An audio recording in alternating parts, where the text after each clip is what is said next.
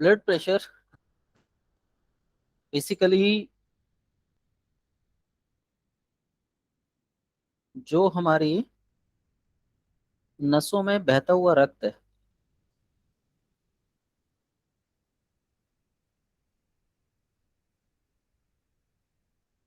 उसके द्वारा जो नसों पर प्रेशर डाला जाता है, उस प्रेशर को हम रक्तचाप बोलते हैं। ये दो तरीके का होता है, एक सिस्टोलिक और दूसरा डायस्टोलिक। सिस्टोलिक जो है वो ऊपर का होता है और डायस्टोलिक जो है वो नीचे का होता है।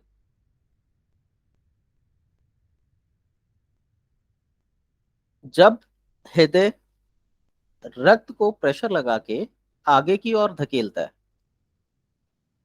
तो हम उसको सिस्टोलिक में मापते हैं। साधारण तौर पे जो सिस्टोलिक की संख्या बता रखी है वो 120 बताई हुई है, जिसे हम मशीन के द्वारा माप सकते हैं। आज लोगों पे प्रेशर ज्यादा बढ़ चुका है, तो इस 120 को बढ़ाकर 130 की संख्या कर दी गई है। हालांकि अगर हम प्राकृतिक तौर पर देखें तो हमारे जो पूर्वज थे, आज से लगभग 70 साल पूर्व, यानी जो हमारे दादा दादा दादी नाना नानी थे, उस समय की बात है। उस समय का जो प्रेशर माना जाता था वो प्रेशर 110 का था। उसके बाद लोगों ने थोड़ा लेविश लाइफ जीना चालू किया तो प्रेशर बढ़ के 120 हो गया, और आज हम लोग बहुत ज्यादा लेविश लाइफ जीते हैं, जिसके कारण प्रेशर बढ़ के जो है वो 130 ऊपर का हो गया है। पर साधारण रूप से औसत से थोड़ा कम, जैसे जो लोग शहरी जीवन जी रहे हैं उनके लिए तो 130 का सिस्टोलिक मान लिया जा सकता है, पर जो लोग गांव में रहते हैं या स्वस्थ जीवन शैली जीते हैं उनके लिए बेहतर होगा कि हम लोग 120 का सिस्टोलिक मानकर चलें। तो जो हृदय रक्त को प्रेशराइज करता है, नसों पे उसका जो दबाव पड़ता है, वो दबाव यदि 120 पॉइंट्स का है तो हम उसको एक सिस्टोलिक बोलेंगे। इसी प्रकार जो डायस्टोलिक होता है उसमें सिस्टोलिक की तुलना में 40 पॉइंट्स की कमी होती है। तो इसका अर्थ ये हुआ कि जो डायस्टोलिक है वो 80 होगा। तो सिस्टोलिक और डायस्टोलिक का जो संबंध बना वो 80 120 का कहलाता है। जैसा मैंने अभी बताया कि शहरों में प्रेशर को बढ़ा हुआ माना जा रहा है, तो ये प्रेशर 130 90 का माना जा सकता है। यदि हम जागरूक हैं, यदि हम बदलाव चाहते हैं, यदि हम स्वस्थ रहना चाहते हैं, तो बेहतर होगा कि हम 80 120 को सही माने। यदि हमें दवाइयां खानी है, यदि हमें डॉक्टरों की सुननी है, तो 90 130 बेस्ट है, क्योंकि डॉक्टरों का मानना है कि व्यक्ति अपने स्वभाव को, अपनी प्रकृति को बदलता नहीं है, वो दवाई खाता है और चलता रहता है। तो यदि हमें दवाई खानी है और ऐसे ही चलना है तो हम 90 130 सिस्टोलिक और डिस्टोलिक को लेके चलेंगे या ब्लड प्रेशर को लेके चलेंगे। पर अगर हम अवेयर हैं, अपने स्वास्थ्य में बदलाव लाना चाहते हैं, तो ऐसी अवस्था में हमें उस प्रेशर को 80 120 मानकर उस मान्यता के अनुसार हमें अपने शरीर का उपचार या जो भी हम चीज करना चाह रहे हैं अल्टरनेटिव थेरेपी में, उसका सहायता लेना चाहिए। तो हम उस कंडीशन में 80 120 की कंडीशन को लेके चलेंगे। जैसा मैंने बताया, जब हृदय नस पे रक्त का प्रभाव डालता है, प्रेशर डालता है, तो उसको हम सिस्टोलिक बोलते हैं। और इसी प्रकार जब नस आगे की ओर रक्त को धकेल देती है तो वो अंदर की ओर संकुचित होती है, वो जो संकुचित होना है वो डायस्टोलिक प्रभाव कहलाता है। सामान्यतः एक सामान्य व्यक्ति के अगर वो स्वस्थ है तो उस अवस्था में ये अंतर 40 का रहता है, लेकिन कुछ व्यक्तियों की कंडीशन में हम इस प्रेशर को 80 तक भी एक स्वस्थ कंडीशन मान सकते हैं। ये जो अवस्था होती है, ये अवस्था देश, काल और परिस्थिति पर निर्भर करेगी कि वो व्यक्ति किस माहौल से आया है, कितनी मेहनत करता है, उसकी शारीरिक क्षमताएं कैसी हैं। सपोज कीजिए कोई व्यक्ति है, पहाड़ों पे रहता है, उसका रोज का काम है पहाड़ों पे ऊपर नीचे चलना या उतरना। ऐसी कंडीशन में सांस फूलेगी, छाती मजबूत होगी, और जब हम उसका ब्लड प्रेशर लेंगे तो वो हमें कम मिलेगा, तो हम ये कह सकते हैं कि वो स्वस्थ है। पर यदि वो प्रेशर लगा के उतरा है और हम उसी समय उसका ब्लड प्रेशर मापते हैं तो वो हमें बड़ा मिलेगा। तो हम इस तरीके का अनुमान अनुमान जो है कभी भी पूर्णता नहीं लगा सकते। इसके लिए कुछ कंडीशंस बताई जाती हैं कि हमें किस समय पर ब्लड प्रेशर का माप लेना चाहिए। ब्लड प्रेशर की दो तीन कंडीशंस होती हैं। कंडीशंस होने का जो कारण है वो कारण है, जैसे अभी मैंने बताया कि 80-120 एक सामान्य अवस्था है। इसी प्रकार इसमें एक अवस्था हो सकती है कि वो कम हो और एक अवस्था हो सकती है कि वो अधिक हो। अगर कम है तो हम उसको हाइपोटेंशन बोलते हैं। हाइपो यानी कमी, टेंशन यानी तनाव। जैसा मैंने बताया कि सिस्टोलिक और डायस्टोलिक ये एक तनाव है या एक प्रेशर है, तो तनाव को हम टेंशन के रूप में देखते हैं। तो हाइपोटेंशन मतलब शरीर में नसों पर कम दबाव का पड़ना या नसों द्वारा कम दबाव डाला जाना। और दूसरी जो कंडीशन बनती है वो बनती है हाइपरटेंशन, यानी अधिक दबाव का डाला जाना। सामान्य अवस्था जैसा मैंने बताया, हम लोग 80-120 लेंगे, दवाइयां खा रहे हैं, डॉक्टरों की सुन रहे हैं, परंतु बदलाव करना चाहते हैं तो 80-120 को हम लेके चलेंगे।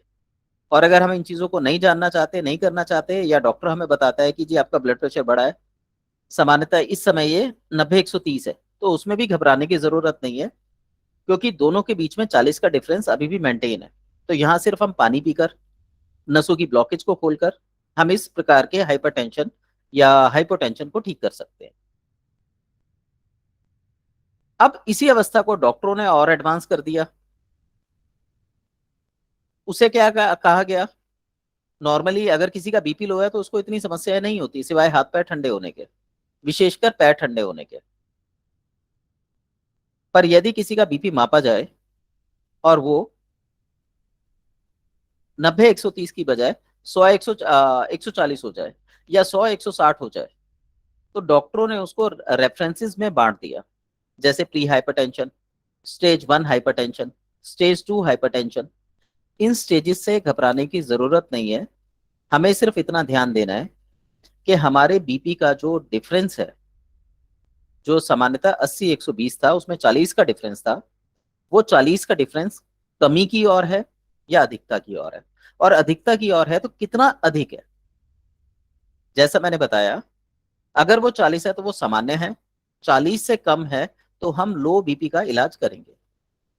और यदि वो 40 से अधिक हो जाता है, 50 हो जाता है, 60 हो जाता है, तो रक्त का दबाव बढ़ा हुआ है, ऐसा व्यक्ति केवल रक्तदान कर दे और पानी पीता रहे, सही तरीके से पानी पीता रहे, तो बीपी नॉर्मल हो जाता है। यदि यही दबाव बढ़कर 80 के करीब पहुंच जाए तो उसको सावधानी रखने की जरूरत होती है, हालांकि मेडिकेशन की जरूरत वहां पे भी नहीं पड़ती। अब यहाँ पे अगर हम डॉक्टर के पास जाते हैं तो हम चल के गए, आप देखेंगे सामान्य अवस्था में जब आप चल के जाते हैं तो ब्लड प्रेशर बढ़ा होता है, और उसी अवस्था में अगर आपने मशीन पे माप लिया तो 100% है ब्लड प्रेशर बढ़ा मिलेगा। जब ब्लड प्रेशर बढ़ा मिलेगा तो डॉक्टर आपसे यही कहेगा कि भाई आपको दवाइयां खानी चाहिए। एक बार अगर बीपी की दवाई चालू हो गई तो ये लाइफ टाइम चलती रहती है। उसी तरीके से आप डॉक्टर के सामने बैठे हैं और डॉक्टर ने कोई ऐसी बात बोल दी कि आपको घबराहट हो गई या मन में कोई ऐसा विचार आ गया जिससे डर क्रिएट हो गया, तब भी आप देखेंगे बीपी बढ़ जाता है। आप में उत्तेजना आ जाए, तब भी आप देखेंगे बीपी बढ़ जाता है। बीपी बढ़ना शरीर का एक प्राकृतिक तरीका है जो हमें आने वाली समस्या से निपटने में मदद करता है। इसलिए हमें बीपी के बढ़ने पे इतना ध्यान नहीं देना, हमें ध्यान देना चाहिए नसों के सिकुड़ने पे, नसों के ब्लॉकेज आने पे, या नसों के फैलने पे। यदि इन तीनों में से कोई भी समस्या आती है तो हम उसको नोट करें और उसके अनुरूप ही उसकी चिकित्सा करें, तो हमें समस्या नहीं होगी, ना ही हमें लंबे समय तक बीपी की दवाइयां खाने की जरूरत पड़ेगी। बीपी बढ़ने के कुछ मुख्य कारण होते हैं, जैसे समय से ना सोना, ना उठना, रात को देर तक जागना। जब हम रात को देर तक जागेंगे तो हमारी बॉडी की जो प्रोसेसिंग है वो स्लो हो जाएगी।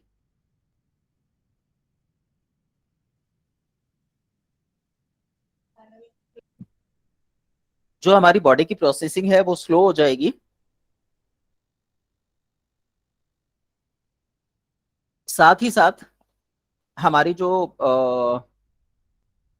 बॉडी की फंक्शनिंग है, जो क्लेंजिंग की फंक्शनिंग है, वो भी डिस्टर्ब हो जाएगी।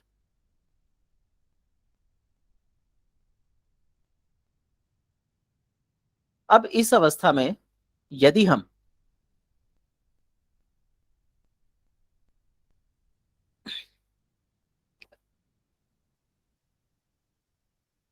पानी कम पीते हैं, तली भुनी चीजें ज्यादा खाते हैं, मिर्च मसाले ज्यादा खाते हैं, तो हमारे शरीर में गर्मी उत्पन्न होने लगेगी, वसा बनने लगेगी, जिसकी वजह से ब्लड प्रेशर बढ़ सकता है।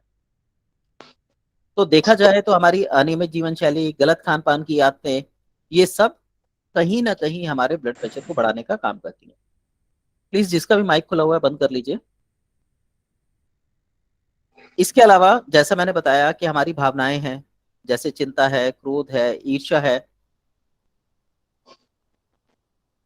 अचानक से भय लगना है, इन कारणों से भी हमारे अंदर खून के दौरे में तेजी आ जाती है, क्योंकि हमारा शरीर या हमारा ब्रेन आने वाली समस्या से निपटने के लिए तैयार होता है। इस समय पर भी ब्लड प्रेशर हमारा बढ़ जाता है। तो यही अवस्थाएं यदि बार बार हमारे साथ होती हैं, घटती हैं, हम किसी चीज को लेकर बहुत ज्यादा तनाव में रहते हैं, हमें किसी बात पे बहुत ज्यादा क्रोध आता है, या हम किसी बात से डरे हुए हैं, तो भी हमारे खून का जो दौरा होगा वो बढ़ा रहेगा। अगर हम बहुत ज्यादा मेहनत करते हैं, ऐसी अवस्था में भी खून का दौरा बढ़ सकता है। और अगर हम उस प्रक्रिया को बार बार दोहरा रहे हैं तब भी दौरा बढ़ा हुआ रहेगा। इसी तरीके से अगर हम श्रमहीन जीवन जीते हैं, हम मेहनत नहीं करते, बेड पे लेटे रहते हैं, तो आप देखेंगे कि हाथ पैरों में एक भारीपन सा आ जाता है। अब यहाँ पे ब्लड प्रेशर बढ़ा तो नहीं हुआ, पर ब्लड के अंदर थिकनेस आ जाती है, जिसकी वजह से शरीर में धीमी गति का दर्द उत्पन्न होने लगता है और सूजन आ जाती है। इसी तरीके से इसी में एक और पॉइंट ऐड कर सकते हैं कि कोई व्यक्ति अगर एक्सरसाइज नहीं करता, डे रूटीन के काम तो करता है पर एक्सरसाइज नहीं करता, तो बॉडी के वो पार्ट जहां पे ब्लड सर्कुलेशन प्रॉपर तरीके से चल रहा है, वहां तो कोई समस्या उत्पन्न नहीं होगी। परंतु जहां पे हम हमारी मूवमेंट नहीं है, जो बॉडी पार्ट जहां पे ब्लड का प्रॉपर मूवमेंट नहीं है, वहां पर आप देखेंगे तो खून का दौरा कम हो जाता है, तो वहां पे पेन पैदा हो जाता है।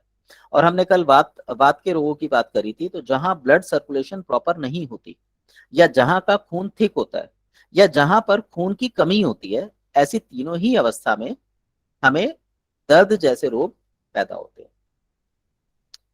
तो ब्लड प्रेशर के लो होने से दर्द क्रिएट होता है, और ब्लड प्रेशर के बढ़ जाने से पित्त संबंधी रोग हमें लगते हैं। इसके अलावा अगर हमारा डाइजेशन ठीक नहीं है, तो हमारे पेट में पित्त बनती है, कफ बनता है, जिसकी वजह से ब्लड प्रेशर पर प्रभाव आ सकता है। हमें कोई पुरानी बीमारी है, तो कहीं ना कहीं वो तनाव का कारण बन सकती है, डर का कारण बन सकती है। और आप बिलीव नहीं करेंगे, आज की डेट में सबसे बड़ा जो मेडिकल का व्यापार है, वो डर का व्यापार है। अगर आप किसी को सच बोलते हैं कि आप ये छोटा सा काम कर ले, आप ठीक हो जाएंगे, और हमने डॉक्टरों के बड़े बड़े शब्द सुने हैं, बड़ी बड़ी बातें सुनी है, तो हम उस पर विश्वास ही नहीं कर पाते। और यही वो डर है जो हमारे शरीर में रोग को पैदा करता है। जैसे आपने सुना होगा, पहले लोग कहते थे जी लीवर में सूजन आ गई है, शुरू में लोग इससे थोड़ा सा डरे कि लीवर में सूजन आती है तो दिक्कत होती है, पर बाद में पता चला जी लीवर तो जब भी गैस बनती हो या खाना हजम ना होता हो तो धीरे धीरे लीवर में हल्की सी सूजन आ जाती है, जो एक्सरसाइज करके या खट्टी चीजें खा के ठीक की जा सकती है। बाद में इसी को एक दूसरा नाम दे दिया गया, वो डर का कारक बनता चला गया। नाम क्या दिया गया? अगर लीवर कम काम कर रहा है तो उसमें सूजन आएगी, इसके साथ आइटिस शब्द जोड़ दिया जाएगा। तो लीवर को हम हेपा बोलते हैं, और हेपा में जब आइटिस जुड़ती है तो हेपेटाइटिस बन जाता है। अब ये नाम एक बड़ा लंबा चौड़ा या डरावना सा लगता है, हेपेटाइटिस हो गया है। पर अगर सिंपल भाषा में बोलें तो लीवर में सूजन आ गई है, अगर कोई व्यक्ति 11 दिन लगातार नींबू का रस पी ले तो हेपेटाइटिस ठीक होता है। तो डॉक्टर भी उसमें क्या देते हैं, अगर आप चेक करेंगे तो उन दवाओं में जो हेपेटाइटिस में दी जाती हैं, बेसिकली जो कंपाउंडिंग होती है वो कहीं ना कहीं सीट्रस कंपोनेंट्स की होती है। तो यदि हम खट्टी चीजें प्रयोग में लाएं जबकि लीवर में सूजन आई हो तो उसको ठीक किया जा सकता है। मान लीजिए मैंने बोला 11 दिन में ठीक होता है, 11 में नहीं होता, तो हमारे जो ग्रंथ है, आयुर्वेद का जो ग्रंथ है, उसमें बता रखा है किसी भी औषधि का सेवन जो है वो अधिकतम 40 दिन तक करना चाहिए। अधिकतम 40 दिन का मतलब ये हुआ कि लगभग लगभग जो नई आई हुई प्रॉब्लम्स होती हैं उनका उपचार ज्यादा से ज्यादा 40 दिन में हो जाता है। तो ऐसी छोटी छोटी चीजों को बहुत बड़ा चढ़ा के बताया गया है, और यहीं से हमारी समस्याएं क्रिएट होती हैं, क्योंकि ऐसी जो नॉलेज है ना तो हमें मिली, और अगर मिलती है तो इंटरनेट पे मिलती है, और वहां पता चलता है कि छोटी चीज को भी, क्योंकि उसके लक्षण बहुत सारे बताए होते हैं, हम बड़ा करके देखते हैं, हमें छोटी और सिंपल चीजें नहीं समझ आती।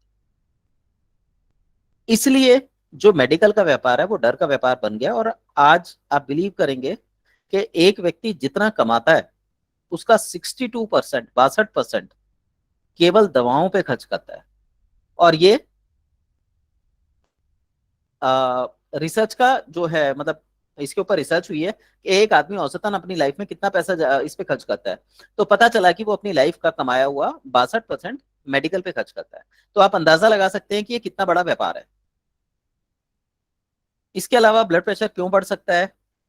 बार बार खाया जाए, जरूरत से ज्यादा खाया जाए। ब्लड प्रेशर कम क्यों हो सकता है? कम खाया जाए, पानी अधिक पिया जाए। एक और मिथ है हमारे यहाँ पे, नमक टाटा का खाएं या सेंधा खाएं। जो प्रकृति से जुड़े हुए हैं, वैदिक चीजों में काम कर रहे हैं, वो कहते हैं जी सेंधा खाना चाहिए, सेंधा नमक अच्छा होता है। जो मॉडर्न साइंस से जुड़े हुए हैं वो कहते हैं जी टाटा का नमक खाना चाहिए, वो ज्यादा अच्छा होता है। कोई भी चीज व्यक्ति की उम्र और प्रकृति या उसकी अवस्था पर निर्भर करती है कि उसे किस चीज का सेवन कर रहा है। यदि वो उन चीजों का सेवन करता है तो वो स्वस्थ है या स्वस्थ रहेगा, और यदि वो उसका सेवन नहीं करेगा तो कहीं ना कहीं उसे बीमारियां लग जाएगी। अब मान लीजिए एक बढ़ता हुआ बच्चा है, कम उम्र का बच्चा है, अगर वो सेंधा नमक खाता है तो उसका बीपी लो ही रहेगा।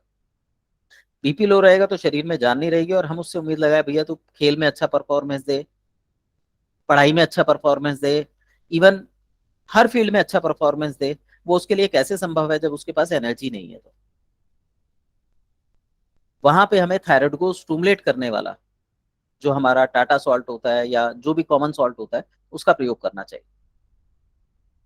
वहीं दूसरी ओर एक उम्र दराज व्यक्ति है जिनकी उम्र में अब मेहनत नहीं की जा सकती, ऐसा व्यक्ति यदि कॉमन सॉल्ट खाता है तो नेचुरल सी बात है उसका ब्लड प्रेशर बढ़ जाएगा। उनके लिए सेंधा नमक है। अब बात यहां आती है कि एक परिवार में, क्योंकि दोनों तरह के लोग होते हैं, बच्चे भी होते हैं और बड़े भी होते हैं,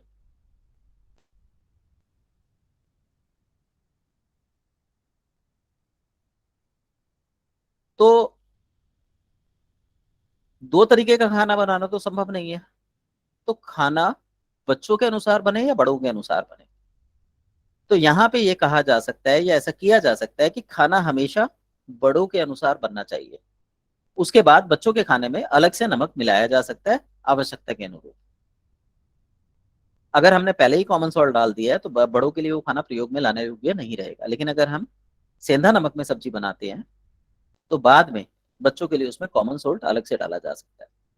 यदि हम कॉमन सॉल्ट ना डालना चाहें तो ऐसी अवस्था में हमें क्या करना है, बच्चों को जिन चीजों में कैल्शियम ज्यादा होता है या ऐसी चीजें जो पीनियल ग्लैंड को एक्टिव करती हैं, जैसे फल फ्रूट हो गए, सिट्रस फ्रूट्स हो गए, अगर बच्चा दुबला पतला है, पित्त एक्टिव है, तो कफ वाली चीजें, केला हो गया, आम हो गए, इस तरीके के फ्रूट या सब्जियों का चयन करके उनको खिलाना चाहिए ताकि उनका ब्लड प्रेशर नॉर्मल रह सके। इसी तरीके से यदि कोई व्यक्ति अपने खाने में रेशा कम लेता है, पानी कम पीता है, फल सब्जियां कम खाता है सब्जी के रूप में या कच्चे फल सब्जियां, तब भी उस अवस्था में ब्लड प्रेशर बढ़ सकता है क्योंकि खून में गाढ़ापन आ जाता है। हम अगर इन चीजों का सही से सेवन कर लें तो वैसे भी हम अपने ब्लड प्रेशर को ठीक रख सकते हैं। और आप मेरा विश्वास कीजिएगा, अगर कोई व्यक्ति ब्लड प्रेशर से ग्रसित हो और वो ईमानदारी से 3 महीना रूल्स को फॉलो कर ले तो 100 आउट ऑफ 110% ब्लड प्रेशर को ठीक किया जा सकता है। ब्लड प्रेशर कोई बहुत बड़ी बीमारी नहीं है, केवल लाइफस्टाइल डिसऑर्डर है जिसको जानकारी के अभाव में व्यक्ति पूरी जिंदगी ढोता रहता है। अगला पॉइंट बनता है हमारा मैदा का।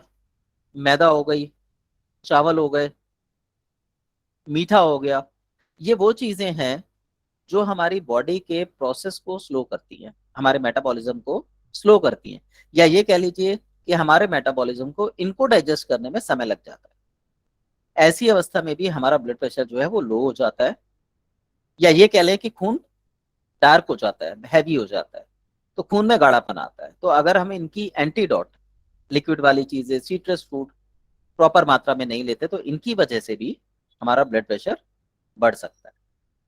इसी तरीके से जो व्यक्ति ज्यादा सिगरेट पीते हैं, शराब पीते हैं, ज्यादा मिठाइयाँ खाते हैं, नॉनवेज लेते हैं, तेल या घी का प्रयोग ज्यादा करते हैं, यानी ऐसे ऐसे पदार्थ जिनके अंदर वसा की मात्रा अधिक होती है इनका प्रयोग ज्यादा करते हैं, या ऐसे पदार्थ जिनके अंदर वायु का प्रभाव ज्यादा बढ़ा हुआ होता है, ऐसे चीजों का प्रयोग करते हैं, इससे भी ब्लड प्रेशर जो है वो बढ़ जाता है। तो ब्लड प्रेशर कोई ऐसा रोग नहीं है जिससे हम निजात ना पा सके, बस हमें उसके लिए करना क्या है कि थोड़ा सा अपनी लाइफ को मेंटेन करने की आवश्यकता होती है। आप किसी भी उम्र के, किसी भी प्रकृति के व्यक्ति हैं, यदि आप अपना ब्लड प्रेशर लो रखना चाहते हैं तो 2-3 छोटे छोटे सूत्र हैं, इनका पालन करेंगे तो धीरे धीरे, यदि आपका ब्लड प्रेशर बढ़ा भी हुआ है तो धीरे धीरे अपने आप कंट्रोल हो जाएगा। किसी ट्रीटमेंट की जरूरत नहीं है, किसी से पूछने की जरूरत नहीं है, आपने सिर्फ छोटा सा रूल है उसको फॉलो करना है। नंबर 1, सुबह 7 बजे तक सो के जग जाए, सर्दी हो गर्मी हो, सो के उठने का टाइम हमेशा एक निर्धारित होना चाहिए। अगर आप 5 बजे जगते हैं तो 5 ही बजे जगना चाहिए, आप 6 बजे जगते हैं तो 6 ही बजे जगना चाहिए, और अगर आप देर तक सोना चाहते हैं तो मैक्सिमम 7 बजे तक सो के जाग जाना चाहिए। जो व्यक्ति 7 बजे के बाद तक सोता है निश्चित है कि उसका ब्लड प्रेशर बढ़ेगा। नंबर 2, जब आप सो के जागे तो जागने के बाद यूरिन पास करें, ब्रश करें, और ब्रश पीने करने के बाद अपनी बॉडी की आवश्यकता के अनुसार पानी का सेवन करें। वो 1 गिलास से लेके 4-5 गिलास तक हो सकता है। 1 गिलास नॉर्मली हमारा 250 ml का होता है, तो अपने शरीर की आवश्यकता के अनुसार लगभग 1 लीटर, 1.25 लीटर तक पानी पिया जा सकता है। और ये जो पानी पिया जाता है एक साथ पिया जाता है और बैठ के पिया जाता है। अब किसको कितना पानी पीना है, तो आपको अपनी प्रकृति का अनुमान होना चाहिए कि आप वात प्रकृति के हैं, पित्त के हैं या कफ के। हेलो। ये मैं कल बता चुका था कि कौन सी प्रकृति आवाज है। कट कट के आ रही है। दिव्या जी, वो रिकॉर्डिंग हो रही होगी, एक्चुअली नेट का इशू हो सकता है। सर ठीक आ रही है। Okay. Yes, sir, it is nice. जी। तो ये आपकी प्रकृति के अनुरूप हो सकता है कि आपको पानी कितना पीना है। यदि आप वात प्रकृति के व्यक्ति हैं तो आपको हल्का निवाया पानी पीना चाहिए, जो हल्का सा गुनगुना हो, जिसमें हल्की सी गर्माहट हो। इस पानी के अंदर भी आप हल्की सी चीनी, लगभग 1 लीटर पानी के पीछे 1/4 चम्मच चीनी मिलाकर ले सकते हैं। इससे घबराइएगा मत, डायबिटीज नहीं होती, क्योंकि लोगों को ये लगता है भाई चीनी पीने डायबिटीज हो जाएगी। तो 1 लीटर पानी के अंदर 1 चम्मच चीनी, वो 1/4 चम्मच चीनी का कोई महत्व नहीं रह जाता। लेकिन ऐसी कंडीशन में जितना ज्यादा पानी शुरू में पिया जा सके पीना चाहिए। पानी हल्का निवाया और हल्की सी चीनी से युक्त होना चाहिए। नंबर 2, यदि आप पित्त प्रकृति के हैं तो आप साधारण पानी पी सकते हैं, या 1 लीटर पानी के पीछे लगभग आधा कप नारियल का पानी उसमें मिला के पी सकते हैं। इससे भी बॉडी को मिनरल्स मिलते हैं और बॉडी रिकवर होती है, ब्लड प्रेशर में भी आराम मिलता है। और यदि आप कफ प्रकृति के व्यक्ति हैं तो जब तक आपकी बॉडी में कफ की अधिकता है, नॉर्मली 40 दिन में 100% ठीक हो जाती है। तो 40 दिन से ज्यादा ये फार्मूला मत कीजिएगा, नहीं तो नुकसान करेगा। और अगर बीच में भी आपको खराश लगने लगे तो इसको बंद कर दीजिएगा। तो यदि आप कफ प्रकृति के हैं तो 1 लीटर पानी में लगभग 1 चम्मच शहद घोलकर पीना चाहिए। पानी की मात्रा जितना आपसे पिया जा सके पी लीजिए और बाकी फेंक दीजिए। उस पानी को रखना नहीं है, क्योंकि उसके अंदर आपने तत्व मिला रखे। वात प्रकृति के लिए हल्का हल्का सा निवाया या हल्का सा गुनगुना पानी होना चाहिए। पित्त प्रकृति के लिए सादा पानी होना चाहिए, ताजा पानी होना चाहिए। और कफ प्रकृति के लिए जो आप लेंगे वो गर्म पानी होना चाहिए। अब बीपी बढ़ा हुआ है और गर्म पानी आप ले रहे हैं तो नेचुरल सी बात है वो ब्लड प्रेशर को और बढ़ाएगा। तो ऐसे में आपने क्या करना है, कफ वाले व्यक्ति को रात को सोते समय अपने पेड़ों के ऊपर अरंडी का तेल लगा लेना चाहिए। तो सुबह जब वो गुनगुना पानी लेगा तो वो उसका वजन कम करेगा और साथ ही साथ यूरिन की एक्सेस मात्रा को बढ़ा देगा। किडनी को फिल्टर करता है ये। ऐसा करने से 3 महीने के अंदर अंदर ब्लड प्रेशर नॉर्मल होता है और व्यक्ति कम से कम 5 से 15 किलो तक वजन भी रिड्यूस करता है। तो बीपी का भी फायदा मिलेगा, वेट लॉस का भी फायदा मिलेगा। अब यहाँ पे जैसा मैंने बताया कि अगर आपको लगे कि ड्राइनेस बढ़ रही है तो इसको तुरंत बंद कर दीजिएगा। इसी तरीके से अगर धमनी काठिन्य है, मतलब अगर हमारे आर्टरीज जो है ब्लॉक हो रही हैं, वेन्स ब्लॉक हो रही हैं, जो कि आजकल कॉमन समस्या है, तो ऐसे व्यक्ति को अपने 1 लीटर पानी के अंदर लगभग 5 से 10 बूंदे नींबू के रस की मिलाकर उस पानी का सेवन करना चाहिए। ये पानी भी हल्का निवाय होना चाहिए। लेकिन यदि हाथ पैरों में दर्द आए, खांसी की समस्या लगे, तो इस पानी को तुरंत बंद कर देना चाहिए। तो ये बीपी के लिए कुछ छोटे छोटे टिप्स थे जिनको फॉलो करने से आप हर तरीके के ब्लड प्रेशर को कंट्रोल कर सकते हैं। इसके अलावा ब्लड प्रेशर के लिए कुछ नियम भी हैं। जब भी आप बीपी नापें तो बीपी नापने से पहले कम से कम 1 कप पानी जरूर पिएं और उसके 10 मिनट बाद ब्लड प्रेशर को नापना चाहिए। ऐसा करने से जो भी आपकी अतिरिक्त उत्तेजना होती है वो कम हो जाती है। यदि आप किसी के पास जाके, डॉक्टर के पास जाके ब्लड प्रेशर नपवा रहे हैं तो ऐसी अवस्था में जब डॉक्टर के पास जाएं तो वहां पे 10-15 मिनट बैठकर पहले अपने ब्लड प्रेशर को, अपनी श्वास को, अपनी हार्ट बीट को नॉर्मल कीजिए। आफ्टर देन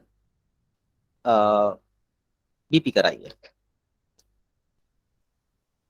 कभी भी आप चल के आने के बाद अगर ब्लड प्रेशर कराएंगे तो वो आपको हमेशा बढ़ा हुआ मिलेगा। और आपने नोटिस भी किया होगा, जब आपको बीपी नपाने जाना होता है, आप डॉक्टर के पास जाते हैं, डॉक्टर तुरंत आपको मशीन लगा देता है, वो कहता है जी आपका बीपी बढ़ा हुआ है। तो उसका एक रीजन ये भी होता है। तो अगर आप कहीं चल के जाने वाले हैं, धूप में निकलने वाले हैं, तो 1 गिलास सादा पानी पीकर लगभग 10-15 मिनट का गैप लेकर तब आप डॉक्टर के पास जाएं और वहां पर जाके भी 10 मिनट का गैप लें और फिर बीपी नपाएं, तो आपका जो एक्चुअल बॉडी की फ्रीक्वेंसी होगी वो सामने आएगी। इसी तरीके से यदि आपने बीपी नपवाना है तो उससे कम से कम आधा 1 घंटा पहले कोई भी ड्राई चीज जैसे नमकीन, बिस्कुट, कॉफी, चाय, कोल्ड ड्रिंक, देसी घी, देसी घी ज्यादा मात्रा में लेने से ड्राइनेस देता है और कम मात्रा में लेने से चिकनाई देता है, या सिगरेट पीना, ऐसा कोई भी काम मत करिए। यदि आप ये काम करके बीपी नपवाएंगे तो आपको हमेशा बीपी बढ़ा हुआ मिलेगा। तो ये बीपी के कुछ कॉन्सेप्ट्स थे, जिसमें मैंने आपको ट्रीटमेंट का तरीका भी बताया और ये भी बताया कि हमें किस कंडीशन में बीपी को नपवाना चाहिए। अब हम बात करते हैं, जैसे मैंने बताया था, दो तरीके के ब्लड प्रेशर होते हैं। एक होता है निम्न रक्तचाप, लो ब्लड प्रेशर, और एक होता है उच्च रक्तचाप, हाई ब्लड प्रेशर, जिसको हम हाइपोटेंशन और हाइपरटेंशन के नाम से जानते हैं। अब यहां पे एक चीज और कहना चाहूंगा। सामान्य तौर पे हम जो है मशीनों पे विश्वास करते हैं। मशीन ने कहा ब्लड प्रेशर बढ़ा हुआ है तो हम बड़ा मान लेते हैं, मशीन ने कहा कम है तो हम कम मान लेते हैं। अब मान लीजिए मेरे हाथ पे पट्टा बांधा गया ब्लड प्रेशर को जांचने के लिए। पहले उसने मेरे हाथ पे दबाव दिया, तो जो अंदर से खून का दबाव है वो बढ़ जाएगा। जब दबाव बढ़ जाएगा तो नेचुरल सी बात है कि वो थोड़ा सा 2, 3, 5% बढ़ा हुआ दिखाएगा ही दिखाएगा। आप एक बार ब्लड प्रेशर नापिए, सॉरी, और उसके तुरंत बाद उसको खोल के और दोबारा चला के दोबारा मापिए, आपका ब्लड प्रेशर 100% बढ़ा हुआ मिलेगा। तो इसका मतलब ये हुआ कि मशीन जो है आपको एक्यूरेसी प्रॉपर कभी नहीं दे सकती। तो ब्लड प्रेशर जब भी मापा जाए, प्री कंडीशंस जो बताई हैं उनको मापने के बाद, उनको पूरा करने के बाद केवल एक ही बार में मापा जाए, बार बार ना मापा जाए। और यदि आपको 2, 3 बार मापना हो तो दिन में अलग अलग टाइम पे इसको मापिएगा। दूसरी चीज, जैसा मैंने बताया कि लो ब्लड प्रेशर यानी आपके खून का दबाव कम है, तो यहां पे दो कंडीशन हो सकती हैं ब्लड प्रेशर कम होने की। एक, आपके शरीर में रक्त कम हो। यहां ध्यान रखने वाली बात है कि जब हम डॉक्टर से कहते हैं कि भाई हमारे शरीर में रक्त कम है तो कैसे मापें उसको, तो डॉक्टर कहता है हीमोग्लोबिन की जांच करा लो। तो ध्यान रखिए, हीमोग्लोबिन जो है वो रक्त का एक पार्ट है, छोटा सा पार्ट है, एक कंटेंट है उसका, वो रक्त नहीं। रक्त को मापने की अभी तक कोई भी मशीन नहीं बनी है। अगर रक्त आप देखना चाहते हैं, जांचना चाहते हैं, तो व्यक्ति की ऊर्जा से, उसके तेज से माप सकते हैं। आंखों के नीचे आप ये इस तरीके से करेंगे तो यहाँ पे आपको लाली दिखाई देगी, उससे माप सकते हैं। आप व्यक्ति की जीभ देखेंगे, गुलाबी है, सुंदर है, उससे माप सकते हैं। आप व्यक्ति के नाखूनों से माप सकते हैं। रक्त को मापने का सिर्फ यही पैमाना है। आयुर्वेद में आप पढ़ेंगे कि रक्त कितना होता है मात्रा में, तो शरीर में ये बताया है कि रक्त जो है वो लगभग 7 अंजुल की मात्रा, यानी जो हम अंजुलि बनाते हैं इस तरीके से, 7 अंजुलि की मात्रा जो है वो हमारे शरीर में रक्त होता है। यानी सही मायने में इसकी कोई प्रॉपर क्वांटिटी भी नहीं है कि इतनी मात्रा होती है। तो नॉर्मली डॉक्टर ये कहते हैं कि हमारी बॉडी का इतना परसेंट, रक्त की मात्रा लगभग 8 से 10% होती है, इतना परसेंट लिक्विडिटी हमारी बॉडी में होती है, जिसे 70% की फॉर्म में शो किया जाता है कि हमारे शरीर में 70% द्रव्यता है। वो जो 70% द्रव्यता है वो जल तत्व की द्रव्यता है, उसका रक्त से कोई लेना देना नहीं। तो रक्त की जो मात्रा होती है वो लगभग 7 से 10% के बीच में एक व्यक्ति के शरीर में पाई जाती है। अब इसको मापने के लिए सिर्फ एक ही तरीका है कि शरीर में से रक्त निकाला जाए, उसे मापा जाए और वापस शरीर में डाल दिया जाए। ऐसा संभव ही नहीं है। इसलिए रक्त को मापने के स्थान पर रक्त को केवल देखा जाता है व्यक्ति की प्रकृति, उसकी अवस्था, उसकी उम्र के अनुसार। जांचने का तरीका बता दिया, आप जीभ से, आंख से, नाखून से, उसके तेज से माप सकते हैं। ये चीजें धीरे धीरे अनुभव से आती हैं, किसी के अंडर में रह के आप सीख भी सकते हैं, नहीं तो आप थोड़ा सा अभ्यास करेंगे उससे समझ आ जाएगा। अब जैसा मैंने बताया, एक व्यक्ति का ब्लड प्रेशर लो क्यों होगा? लो इसलिए होगा या तो उसके शरीर में खून जो है वो गाढ़ा हो गया, कम कभी नहीं होता खून, खून गाढ़ा हो जाता है तो उसकी जो थिकनेस बढ़ जाती है, जिसकी वजह से शरीर हृदय को अधिक दबाव लगाना पड़ता है उसको धकेलने के लिए। तो ये भी आपको मशीन में बढ़े हुए रक्तचाप के रूप में नजर आएगा, जबकि ये अवस्था निम्न रक्तचाप में गिनी जाती है, क्योंकि ऐसे व्यक्ति को ठंड ज्यादा लगेगी, हाथ पैर ठंडे रहेंगे। नंबर 2, कैलेस्ट्रॉल हो जाए उसके शरीर में, नसों में कैलेस्ट्रॉल भर गया है, तब भी हृदय को उसको धकेलने के लिए प्रेशर लगाना पड़ेगा।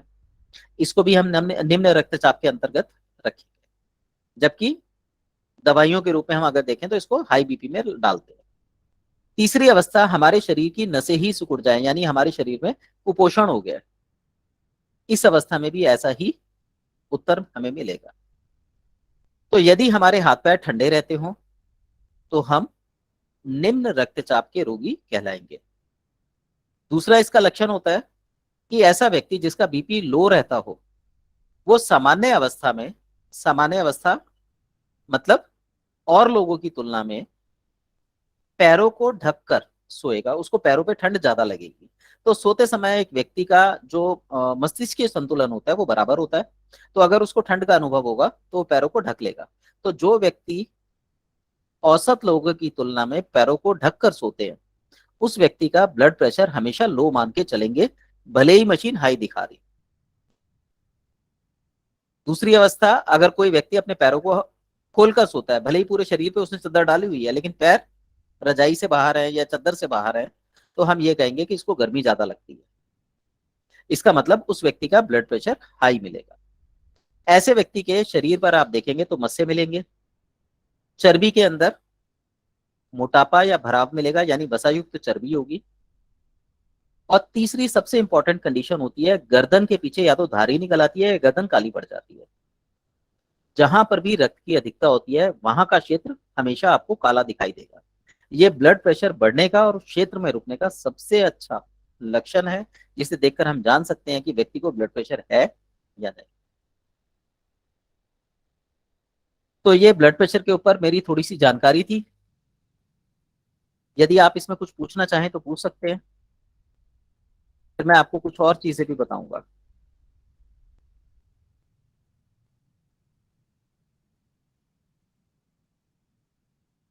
किसी का कोई सवाल है? सर मैं पूछना चाह रही थी कि बीपी जैसे आपने बताया कि 120 एंड 80 होने चाहिए, तो हमने जब भी अपना नापा बीपी तो ऊपर तो 120 था, लेकिन नीचे कई बारी 60-70 आ रहा था। तो इससे हम मान सकते हैं कि बीपी लो है या क्या है, या नॉर्मल है? मान सकते हैं, लेकिन ये अवस्थाओं पे भी निर्भर करता है। मान लीजिए आपने जब बीपी नापा, यस। उस समय आपके मन में कोई भय था या बच्चों को लेकर कोई चिंता थी? नहीं, ऐसा तो कुछ नहीं था। ऐसे ही मेरे हस्बैंड के बीपी हाई रहता था ना, तो मैं साथ साथ मैं भी अपना बीपी नापती रहती थी। तो कई बार तो जैसे बिल्कुल नॉर्मल आता था, कुछ 2-4 दिन बाद जैसे लगता था, तो मुझे अपने आप में लगता था जैसे मेरे को थोड़ा सा कमजोरी सी महसूस हो रही है। तो मेरे हस्बैंड बोलते कि तुम्हारा बीपी तो लो नहीं है, नापो।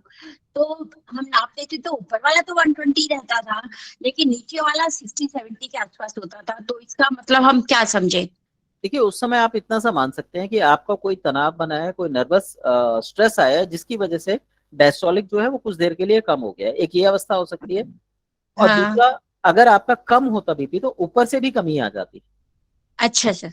हाँ जी, देखिए, अगर कोई चीज इतनी चौड़ी है और मैं इतनी चौड़ी है और मैं उसको हाँ इधर जी। हिलाऊंगा तो दोनों एक साथ हिलेंगी। जब तक वो दोनों एक साथ हिल रही हैं तब तक ब्लड प्रेशर आपको कोई नुकसान नहीं पहुंचा सकता। पर ओके अगर उसके सर। हिलने में ये चीज यही है हाँ। और दूसरी चीज खुल गई है, तो इसका हाँ मतलब जी। अंतर आ चुका है, वो बीमारी के लक्षण होते हैं। Okay sir. Thank you sir. Welcome जी। आ, एस नाम से किसी का नजर आ रहा है आपको, आपका हैंड रेज है, कुछ पूछना है आपने? सर आपके कहने का मतलब है कि अगर दोनों में बदलाव आया है, जो एक नॉर्मल जो होता है, तो फिर ठीक है। हाँ, अगर आपका डिफरेंस 40 से लेके 80 के बीच में है तो ब्लड प्रेशर की तरफ से निश्चिंत हो जाइए। ब्लड प्रेशर आपको कुछ नुकसान पहुंचाने वाला नहीं है। लेकिन क्योंकि डिफरेंस अब बढ़ने लगा है, आपको सावधान होने की जरूरत है। थोड़ा सा खान पान अपना ठीक रखिए। सर मतलब 140 अगर है किसी का और 100 नीचे वाला, तो ठीक है। ये 40 का हाँ, डिफरेंस ये आ गया ठीक ना है। सर ये? लेकिन शरीर में गर्मी बढ़ गई है, हम ट्रांसवर्सल हीट की बात करते मतलब हैं। उसको ठीक करने की जरूरत है। ठीक करने की जरूरत है, ट्रांसवर्सल हीट बढ़ी हुई है। आप उस ट्रांसवर्सल हीट को कम कर लीजिए, ब्लड प्रेशर अपने आप नॉर्मल हो जाएगा। ऐसे व्यक्ति को आपको अधिकतर कॉन्स्टिपेशन और यूरिन की प्रॉब्लम मिलेगी। उसको यूरिन रुक रुक के आएगा, थोड़ा आएगा। तो आपने क्या करना है, यूरिन बढ़वा देना है। उसके लिए मैंने अरंडी का तेल बता दिया था, कैस्टर ऑयल बता दिया था। और वही कैस्टर ऑयल यदि वो दूध में डाल के पी भी लेगा तो कॉन्स्टिपेशन भी खुल जाएगा। ऐसा करने से 20-21 दिन के अंदर ब्लड प्रेशर नॉर्मल हो जाएगा। मतलब कि उसके टॉक्सिन्स रिलीज नहीं हो रहे, इस वजह से टॉक्सिन्स दिक्कत आ रिलीज नहीं रही है। होते हैं जी। तो फिर वो सर पानी की मात्रा भी अगर ज्यादा ले लेंगे तो दोनों परेशानियां ये भी ठीक हो सॉल्व जाएंगी हो उसकी। जाएंगे, लेकिन इसमें आपको कोई एक्सटर्नल हेल्प लेनी पड़ेगी, जो हमने कैस्टर ऑयल के रूप में ली है। अच्छा।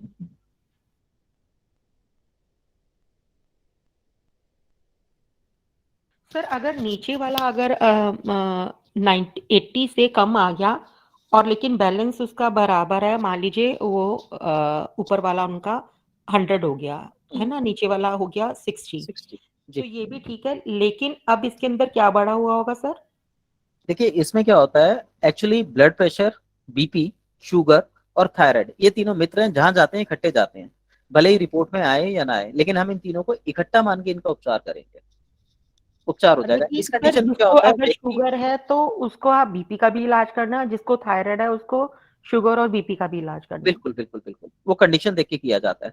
अब जो आपने पूछा है, इस केस में व्यक्ति को हाइपरटेंशन मिलेगी, वो व्यक्ति दुबला पतला होगा, नसें सिकुड़ी हुई होंगी। अब नसें सिकुड़ी हुई हैं तो हम ये कह सकते हैं कि उस व्यक्ति के शरीर में पोषक तत्वों का अभाव हो गया है, हमने उसको पोषक तत्व देने हैं। हाँ जी। तो नहीं सर, जैसे पहले वाले में आपने बताया कि उसमें पित्त बढ़ा हो गया, इस वजह से उसका 100 और 140 आ रहा है, तो इस वाले में क्या बढ़ा होगा सर? इसमें बात बड़ा होगा। अच्छा, ठीक है सर। ऐसा व्यक्ति आपको दुबला पतला और हल्का काले रंग का दिखाई देगा, उत्तेजित होगा, मतलब उसके व्यवहार में पित्त मिलेगा, लेकिन वास्तव में इंटरनली उसमें बात बड़ा हुआ होगा। तो खाली सर दुबले पतले से इसका फिर लगाएं कि उसका भाग बढ़ा हुआ है?